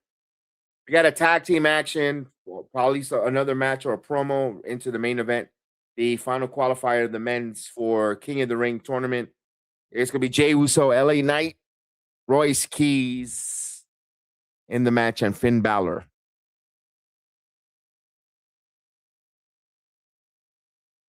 Something tells me Finn Balor's winning this. It's his first match on SmackDown where something's gonna happen with the bloodline. We could see that going there. Yeah, I think an LA Knight is also intertwined with that bloodline storyline. So I could see. To me, it screams Finn Balor moving on and qualifying and going against Dominic Mysterio.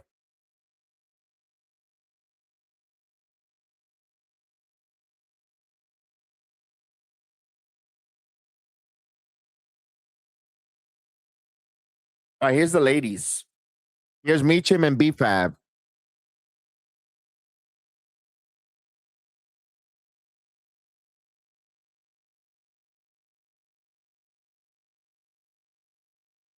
Ye fabulous.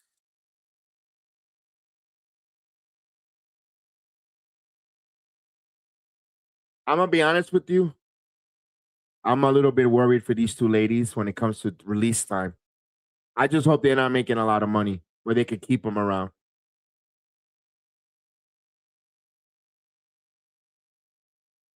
They look great. Don't get me wrong. They're incredibly looking, but that's it.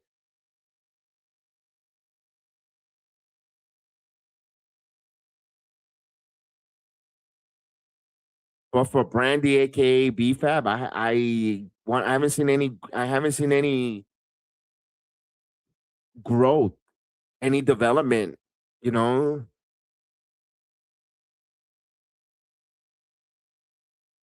And I'll be honest with you. I'll be totally keeping it a buck.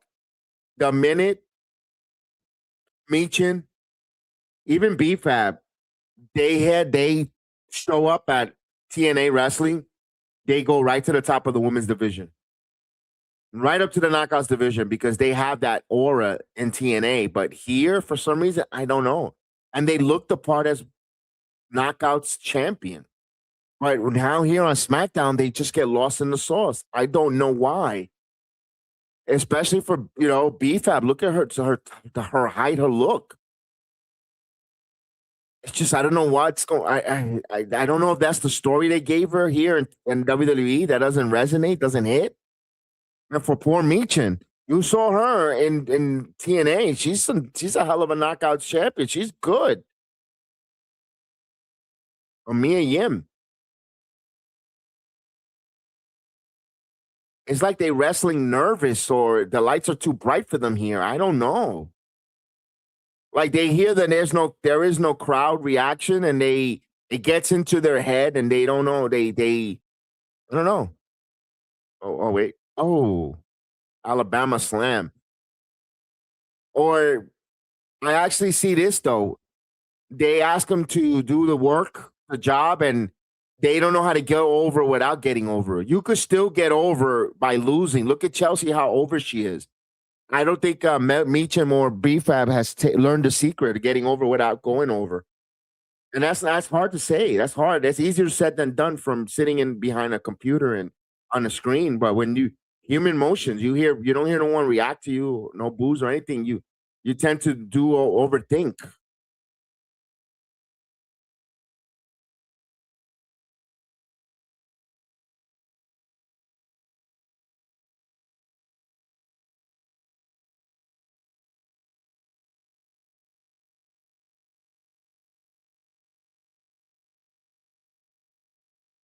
Oh, and these three ladies should have chemistry. Well, actually two. BFAB and Meechin should have a lot of chemistry because they worked at TNA, that Queen of the Mountain Slammiversary 3 to 4 years ago. All right, here we go. We should have some good chemistry between these two. Come on. They should let them wrestle for a while here. Meecham and Chelsea should do a lot of the brunt work, and they're going to go to commercial. I kind of wanted to see that more without the commercial break. They're going to give us a commercial. I kind of wanted to see BFAB and Meecham. I mean, Meecham and Chelsea Green in the ring. It is what it is.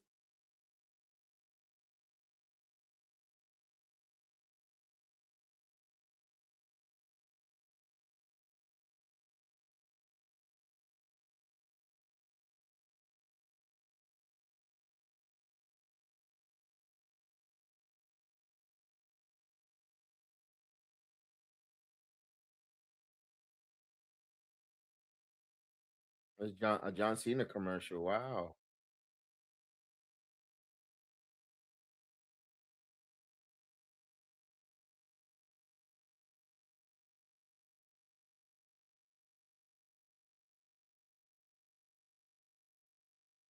Yeah, they kept that John Cena classic, whatever, quiet for what happened with that?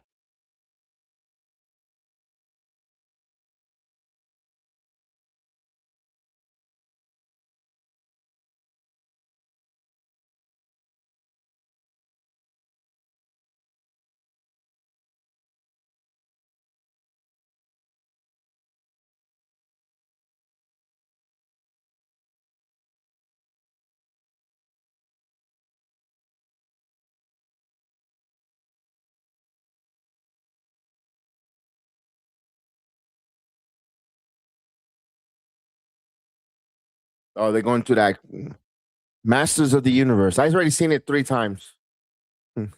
I've seen He-Man 3 times. Good movie. Do you think I like it? I liked it. I'm gonna watch Disclosure Day. I heard mixed reviews on that one. I did not like Scary Movie whatsoever. I thought it was stupid. It's supposed to be stupid, but I thought it was beyond stupid. What a waste of my time. That movie, hear it this way. For comedy, I thought it sucked. I hate to say it. It was like, is that's it? Yeah, I get it. It's supposed to be a parody of a little bit of all the horror movies that have Halloween, the recent one and this, that. Look, I'm happy for the Wayne's brothers as a family to make money. And all the talent. I hope they make millions of dollars, but I'm not watching that movie ever again.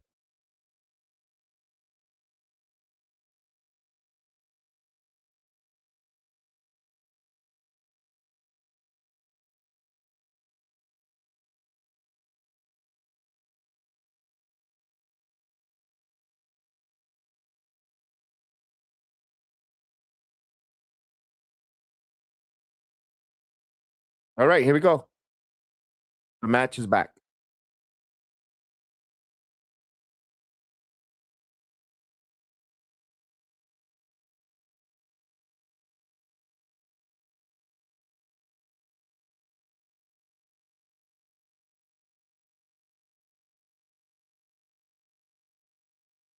Oh, her Karana for the top. Come on.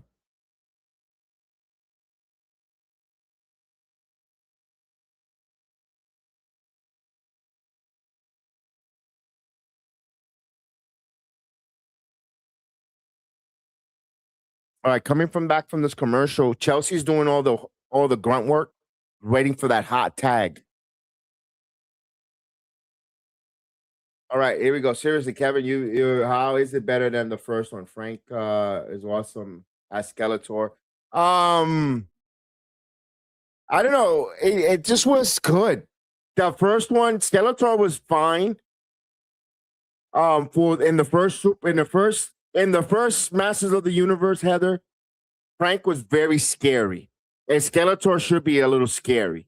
I'm not gonna lie to you. When if you remember the ending, the last at the end credits when Skeletor comes out, he goes, "I'm back," or whatever it was. If you remember that Master of the Universe at the end, that when they started doing the end credits, that was scary as hell.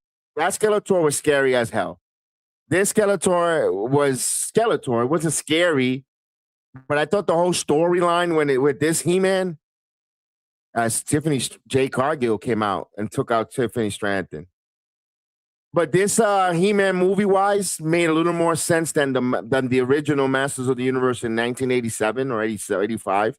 I didn't like the storyline there. And that He-Man compared to this one here, this one I could understand more. It was more relatable this time around. The story was a little better. Wasn't the greatest, but it was better. But both movies were good. Oh, Styles Clash. Meacham with a Styles Clash. And Meacham gets a victory. All right, an assist there by Jade Cargill.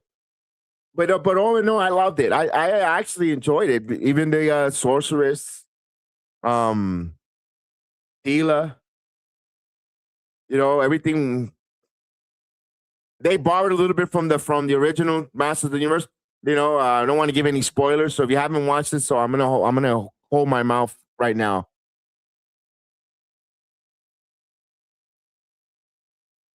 Oh, the actors and cast. Droff London was great. Droff London, great. If he it was great. Um, the original one, I didn't like. There was no Oracle in the original Masters Universe, and I'm not gonna give you a spoiler. I don't think there is one. I'm not gonna tell you if there is or isn't. Yeah, they gave Mia the victory. She needed that badly. So it looks like Jade is going after the United States title. They really downgraded her. I guess all the women's champions get the downgrade. Tiffany downgraded the champion. Now they're going to downgrade Jade. Jade wants the United States title. I mean, Jade take the women's title away from her earlier in the year. No, I'm not going to give you spoilers, Heather. No spoilers. No spoilers. No spoilers. I know it's only been 2 weeks in the theaters. I'm not going to say. I would love to have a conversation about it. And stay out of social media for all that other stuff. If you go to the movie theaters, stay. Don't leave. Don't leave. Stay in the movie theaters. Stay in the movie theaters after the credits.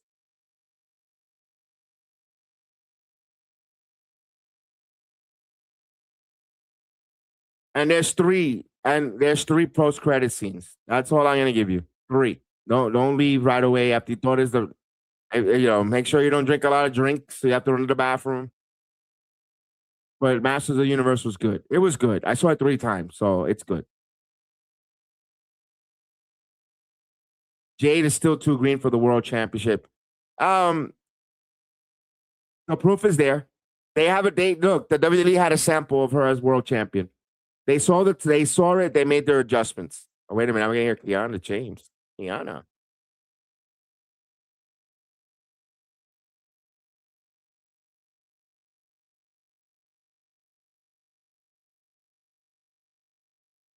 Mm.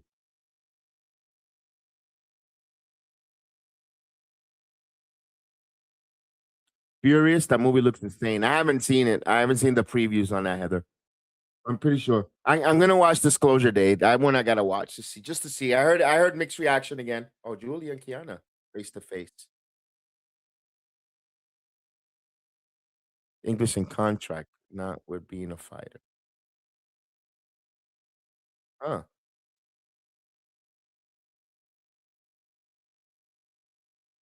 Ooh.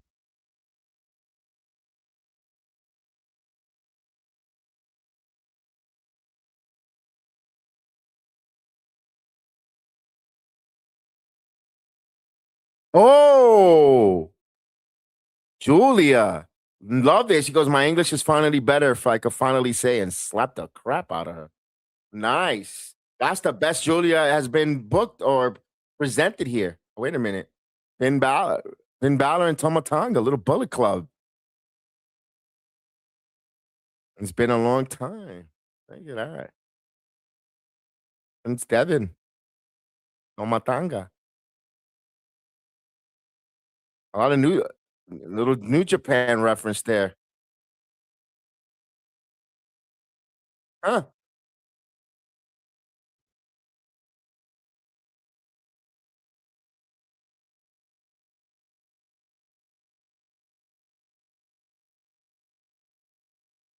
Any kind of revenge killer kung fu action, I'm all about it. Sickos remember. Yeah, yeah, got you. Oh man, I am in pain right now.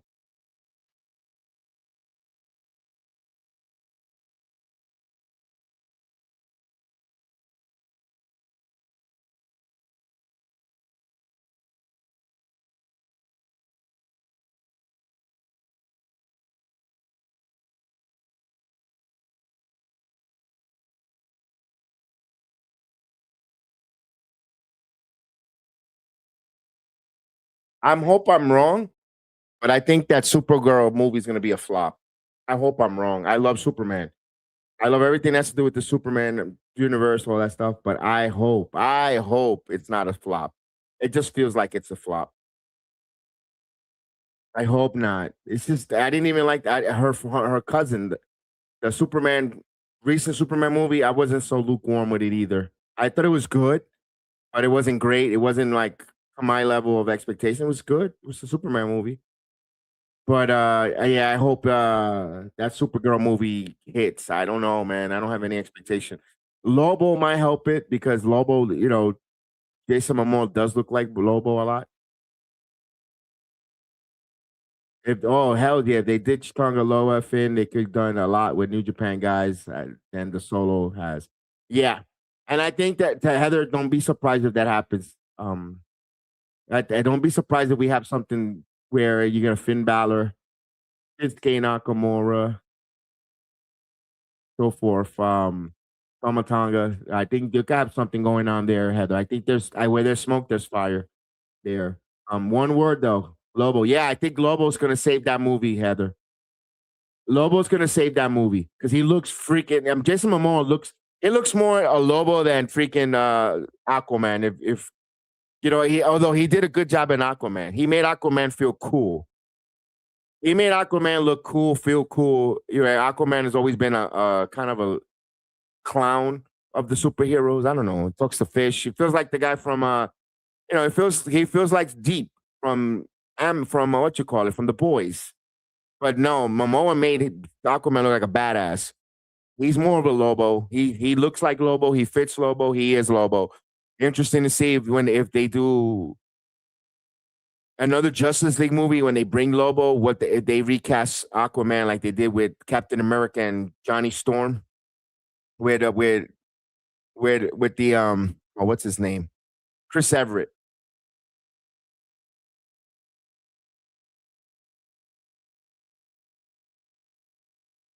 Actually, wait a minute, here we go, Cody.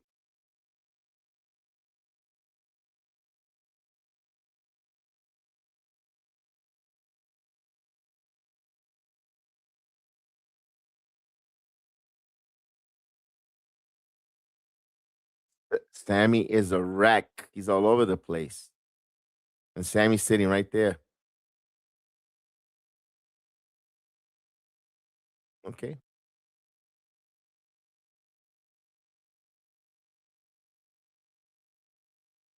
He's a bit of a wreck. Ugh, all over the place. Ooh. Good luck next week. Uh-oh. Yeah, he's going to screw Cody. He's going to screw Cody.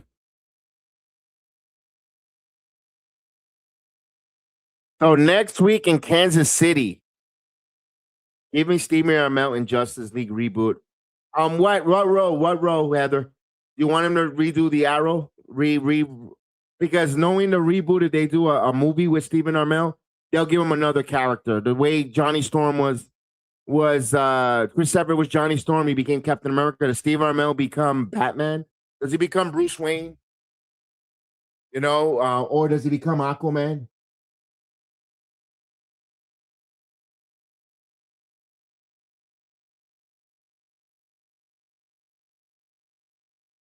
We got a #1 contenders match next week. Yeah.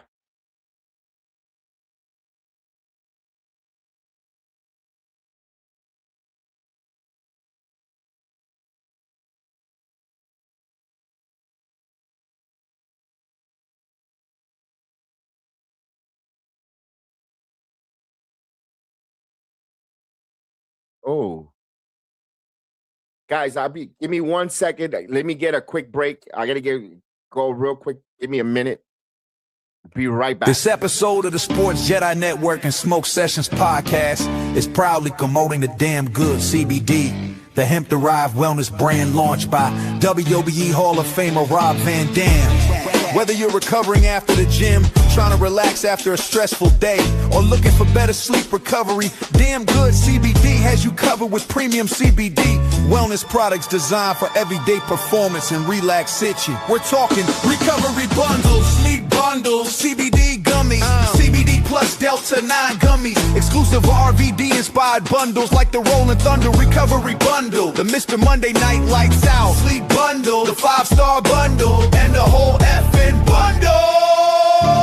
products are hemp-derived, federally compliant under the 2018 Farm Bill, third-party tested, manufactured in CGMP-certified facilities, and some gummies are even vegan and gluten-free. So if you're ready to chill like a champion and recover like a Hall of Famer, head right now to GoodTimeGamGooCBD.com and place your order today! And when you do, make sure you tell them you heard about it from the Sports Jedi Network and the Smoke Sessions podcast, the gold standard of true fan theory. Damn good CBD, recovery worthy of a 5-star frog splash. From bell to bell, recovery of the Sports Jedi Network and Smoke Sessions podcast. Relax hard, recover harder. Here we go. We're back. Heck yeah, it's Green Arrow. Grass Grant as Flash because the other kids sucked. They ruined Flash for me. All right. I did like the CW characters, all of them. I like the casting of Arrow. I thought he was great. I thought Grant was great as a Flash. Yeah, I wish they would have kept him, but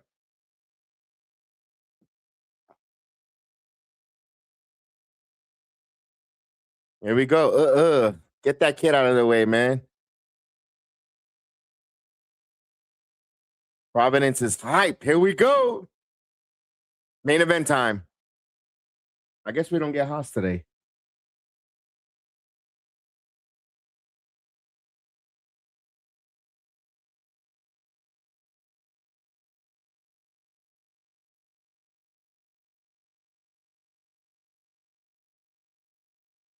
Hey.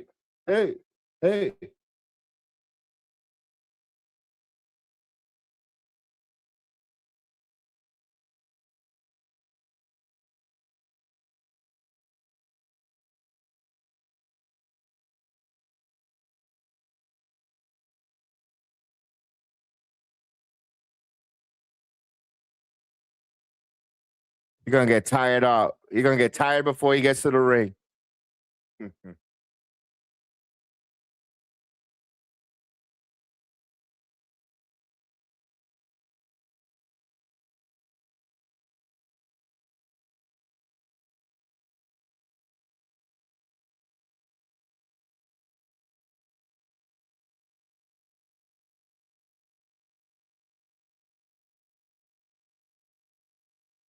Semifinals. Obafemi, Dominic Mysterio,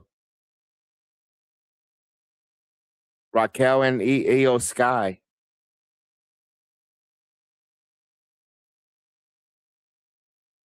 Tonight, waiting for the winner tonight takes on Javon Evans, probably next Friday.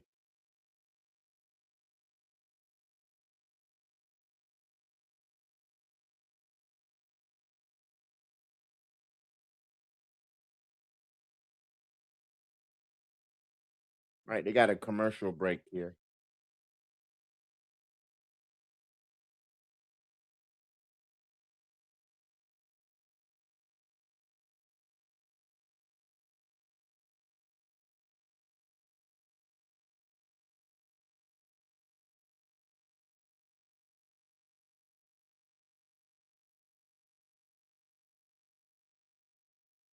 Oh, I am sitting here in some pain, ladies and gentlemen. I'm in a little pain.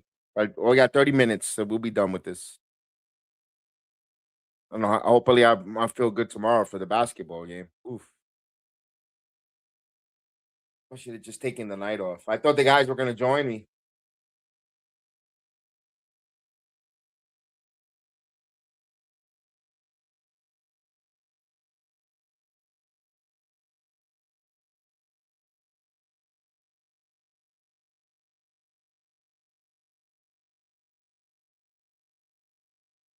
I could go for some M&Ms right now. These damn commercials. These ads commercials, they got me. I could go for some peanut M&Ms.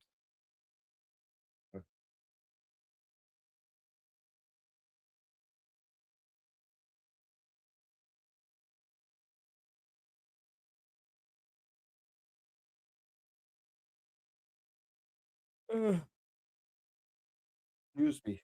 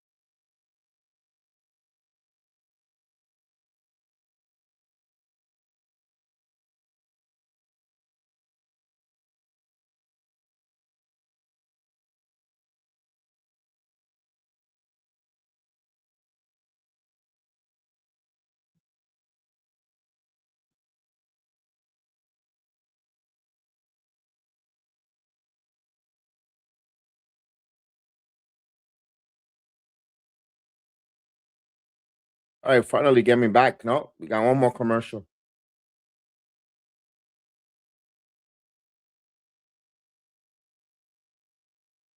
We're waiting for the main event. Main event. Who will qualify? Move on. We got one more main event. One more match for the main event. One more match. Let's ready to go.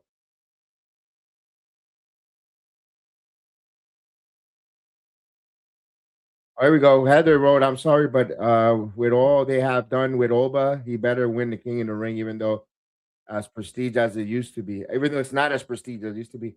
You know what?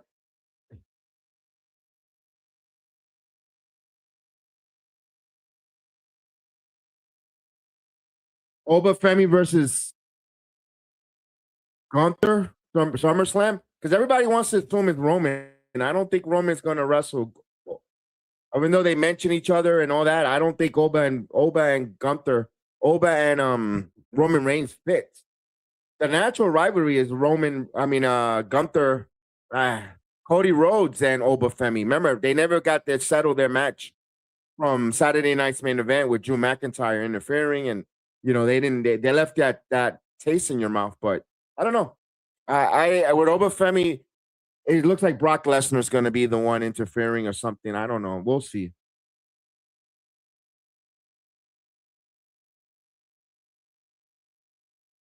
Yeah, I got LA Knight tonight on.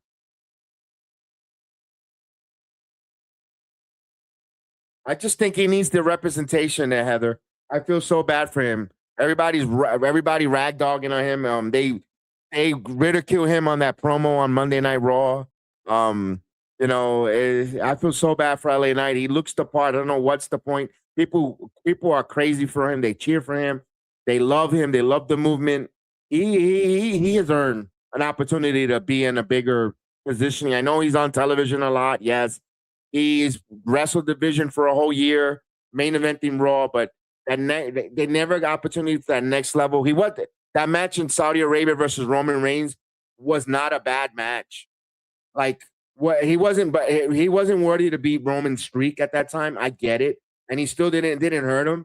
But man, the way they moved that world heavyweight title, he should have gotten an opportunity. They let Jey Uso hold that title, where LA Knight has always been a singles wrestler who got over as a singles.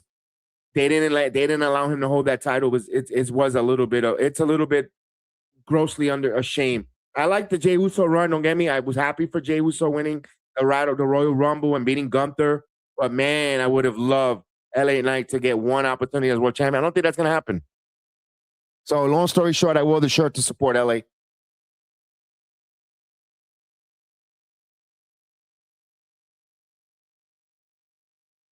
Here's keys.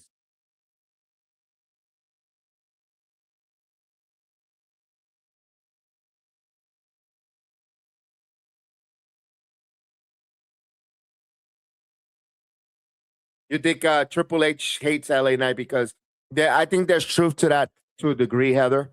Not because he got on his own. I think he doesn't like him because of there's been some mess up with the producers. I think a few producers have said a lot of negative things behind his back to Triple H, including Bruce Pritchard.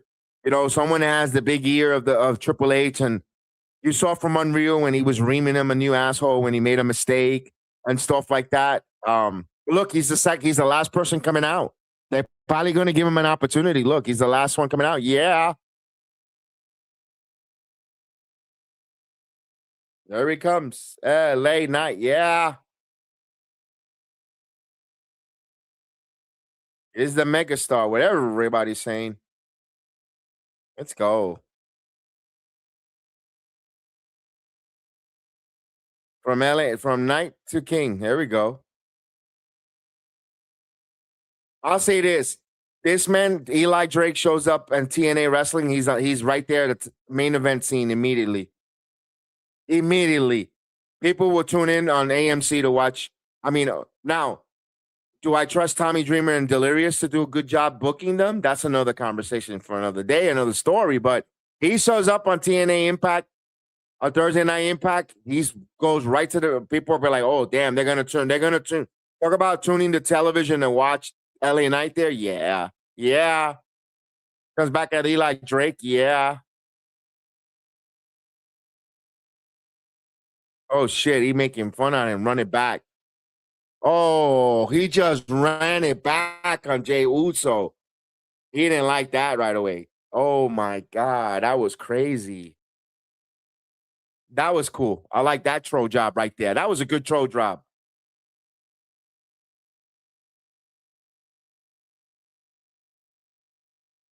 Oh, Royce Keys.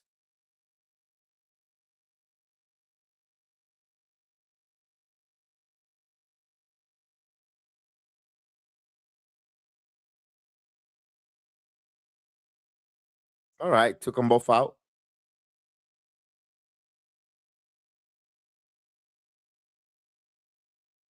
Come on, Finn.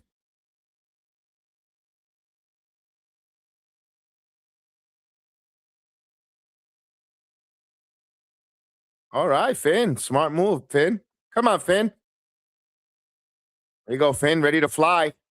Bálor going up. Oh.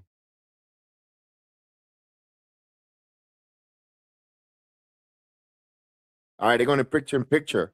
They just came back from a long commercial and they went to a picture. Ace is a picture in picture, but you know, they have to give you, they got to give you a Papa John ad. That's right. That's next week.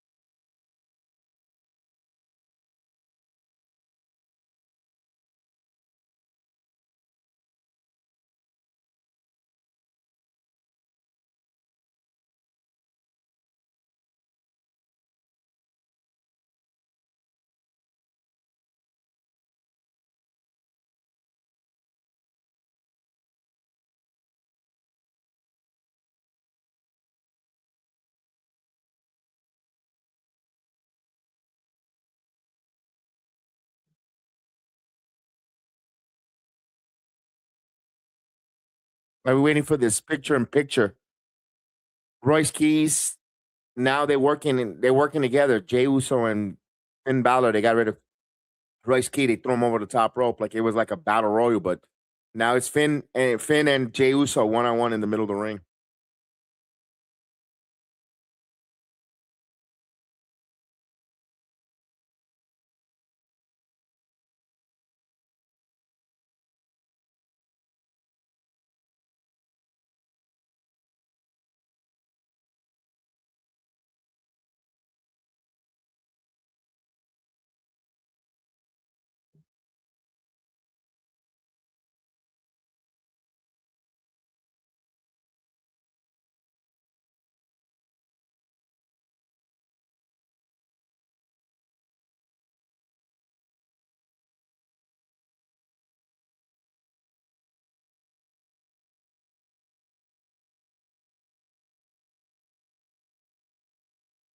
Ooh, step up in security there by Jey Uso.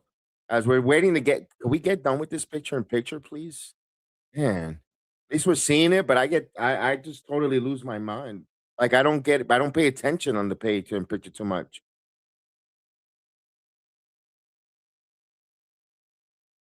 LA Knight is working on Royce Keys on the outside. He's beating him up. Hopefully their looks they gotta let us know about the stupid golf.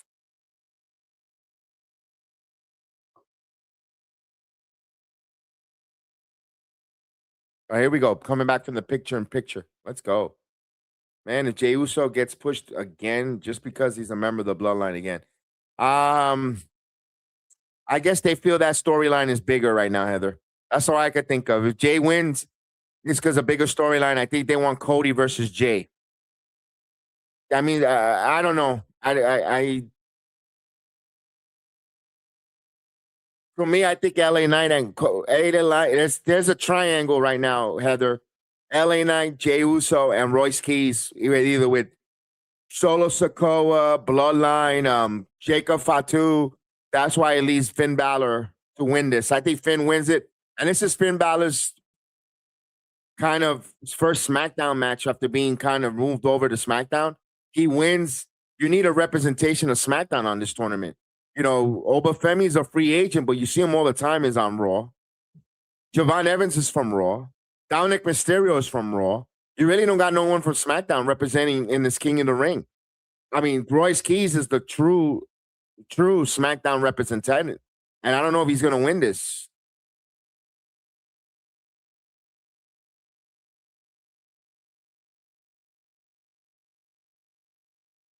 Oh, what a beautiful pot down powerbomb. Yeah, but the only difference between Bloodline and NWO is not family. Bloodline is family. And this story is not going to finish. This is going to be different chapters and irrigation of it. This is like General. You watch General Hospital. You watch All My Children, One Life to Live. Those stories never end. I mean, Scorpio, Luke, and Laura. Luke, the story of Luke and Laura is like one of those famous stories of General Hospital.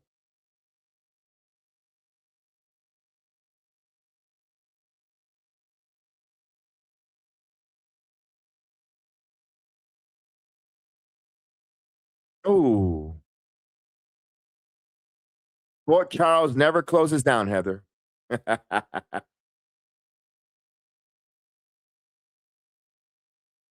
Oh, nice move by Royce Keys. Oh, ooh, that was a beautiful power slam.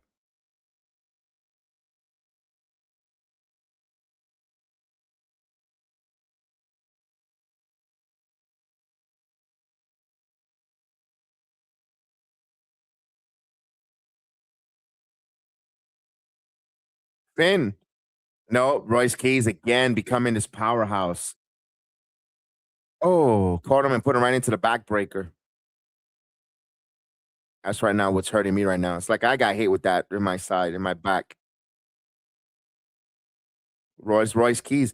No, Royce Keys is in control. I mean, that's what you want with the big man. Oh,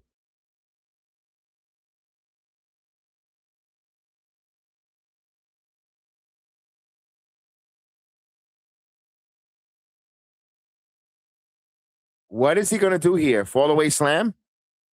Or is he gonna do what is he? Oh, avalanche power slam. That's done. Oh, LA Knight was there. LA Knight should have pinned Finn Balor. But they gotta come on, guys.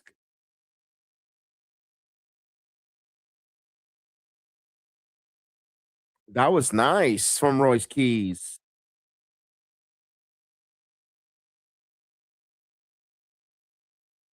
Yeah, at least the soap operas always tries to switch it up, new characters. Even Susalucci got aged out. Yeah, but Erica Kane always had a story. He had a different marriage. Either it was with Cliff, with Adam, with Stewart. Erica always changed her her. It was always the same thing. Always divorce with the new hot hunk.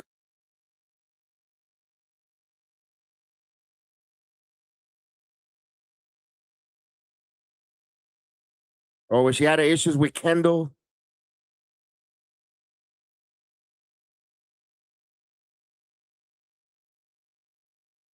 Ooh.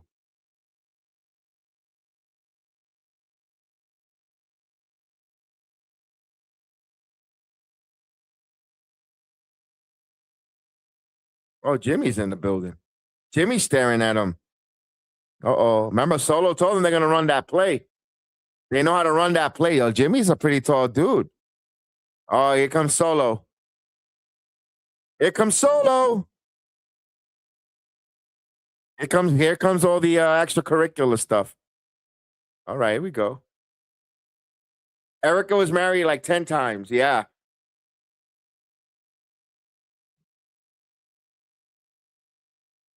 I don't think she ever married Palmer, though. Remember old man Palmer? I know she married Adam. And even Stewart.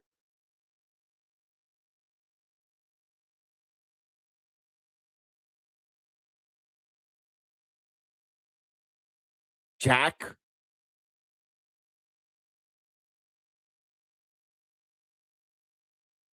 Shout out to my mother. She used to watch that all the time. So that's why we knew about it. It was big on her soap operas. Matter of fact, true fact. True fact. My name comes from General. No, One Life to Live from Kevin. Ricky's son's Kevin. Yeah, my mother says that all the time. She liked the name. So I was told.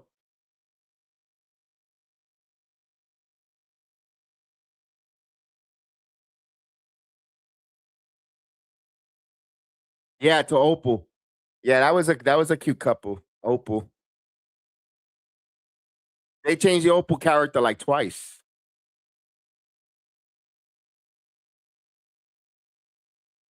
Opal was what was she? Tad and Jennifer's mom, Jenny's mom.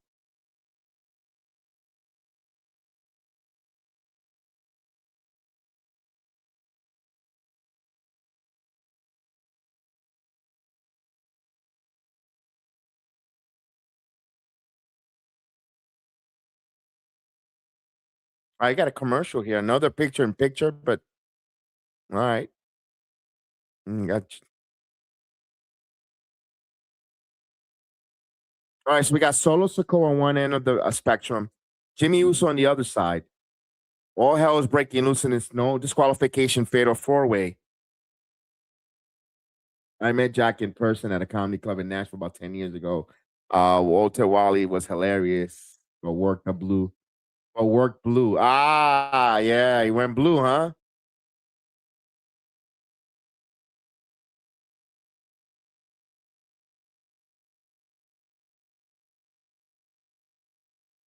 Remember Dixie? Dixie and Tad when Dixie lost her memory. They a lot of them used to lose their memory in that show. Driving around in Pine Valley. There were a lot of pine trees in Pine Valley. They used to hit.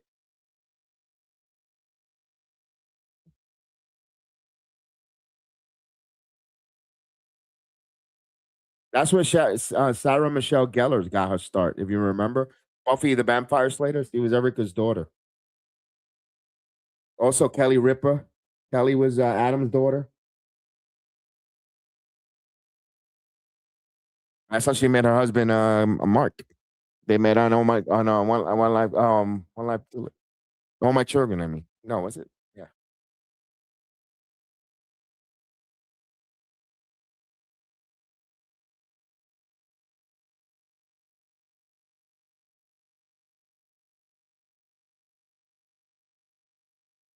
Oh, Royce Keys continues to look dominant here. Wow.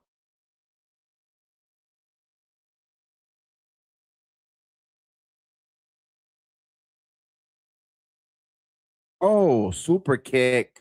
Super kick party. Here's LA Knight now with the baseball slide.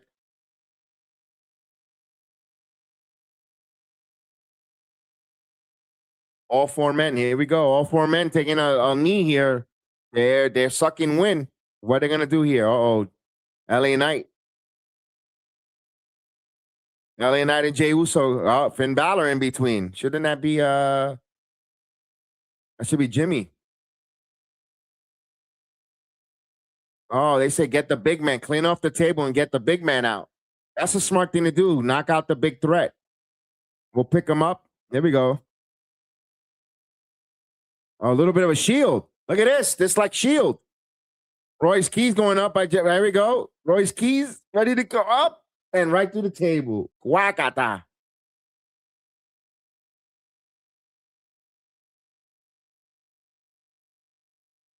Damn, Royce Keys went through the table. Boom.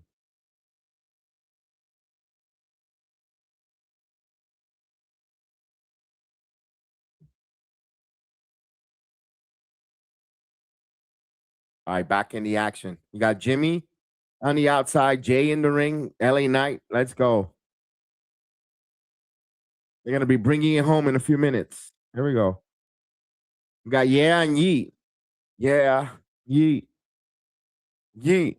Yeah, if you're going to tell me that Jey Uso ain't over, I'm sorry. People are still yeeting with him in the match. It was not just an entrance. They're yeeting with the punches. They're with him on that. Even LA Knight. There's a cover by Finn Balor. That was very smart. Come on, Finn. Do your sling blade. Oh. Ooh.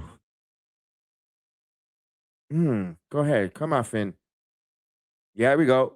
Sling blade. Cover. Oh.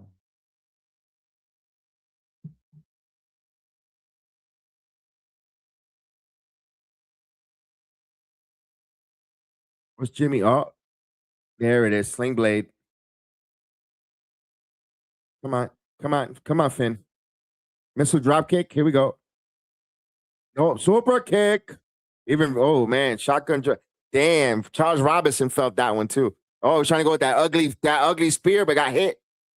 Dimitri was my favorite. Oh, Dimitri. Yeah, I forgot about Dimitri. Couple was Dixie and Tad. Yeah. You're talking about Haley and Mateo. Yeah. They are Dixie's son was daughter. Yeah, there you go. And Tad, do you remember Tad's sister, Jessie? That passed away on the speedboat with no, Jesse was Jesse was the guy that would Jessica. There you go. Coup de grace. Oh. Jesse was Angie's husband. That's what it was.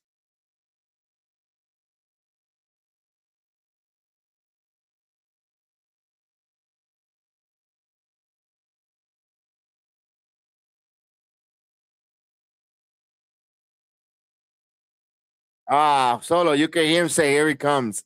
Ah, come on. We heard Solo say, "Here he comes" when LA Knight was coming with that dive. All right. LA Knight with the clothesline. Come on, LA. DFT? No. Side Russian leg sweep. Super kick. No. Missed. What's he got here? Set him up. An attitude adjuster. Royce Keys, though. What has he got? No. Oh. Reverse scorpion, inverted DDT or scorpion death drop, you want to call it? Come on, LA Knight. Let's go. LA Knight pops up. You better hit this. Don't botch this. There we go. LA Knight, is he going to pop up on that rope? Yeah. LA Knight. Yeah. Yeah. Pops up. Elbow. Got it. Oh.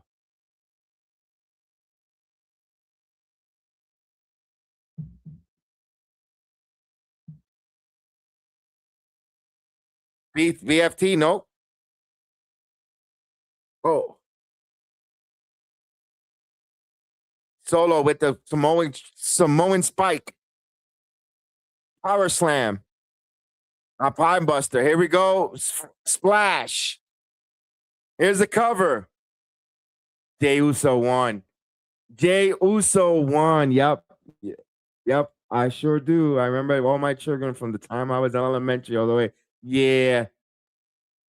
Jey Uso took the victory. I thought it would be Finn Balor, to be honest with you.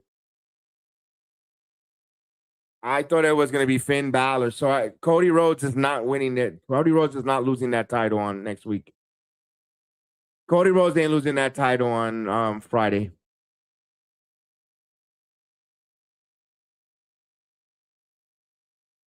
Jey Uso versus Javon Evans. Jey Uso versus Javon Evans.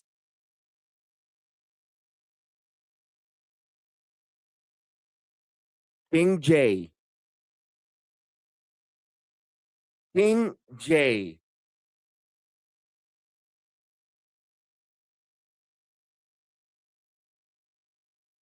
The era of Yeet. King Yeet.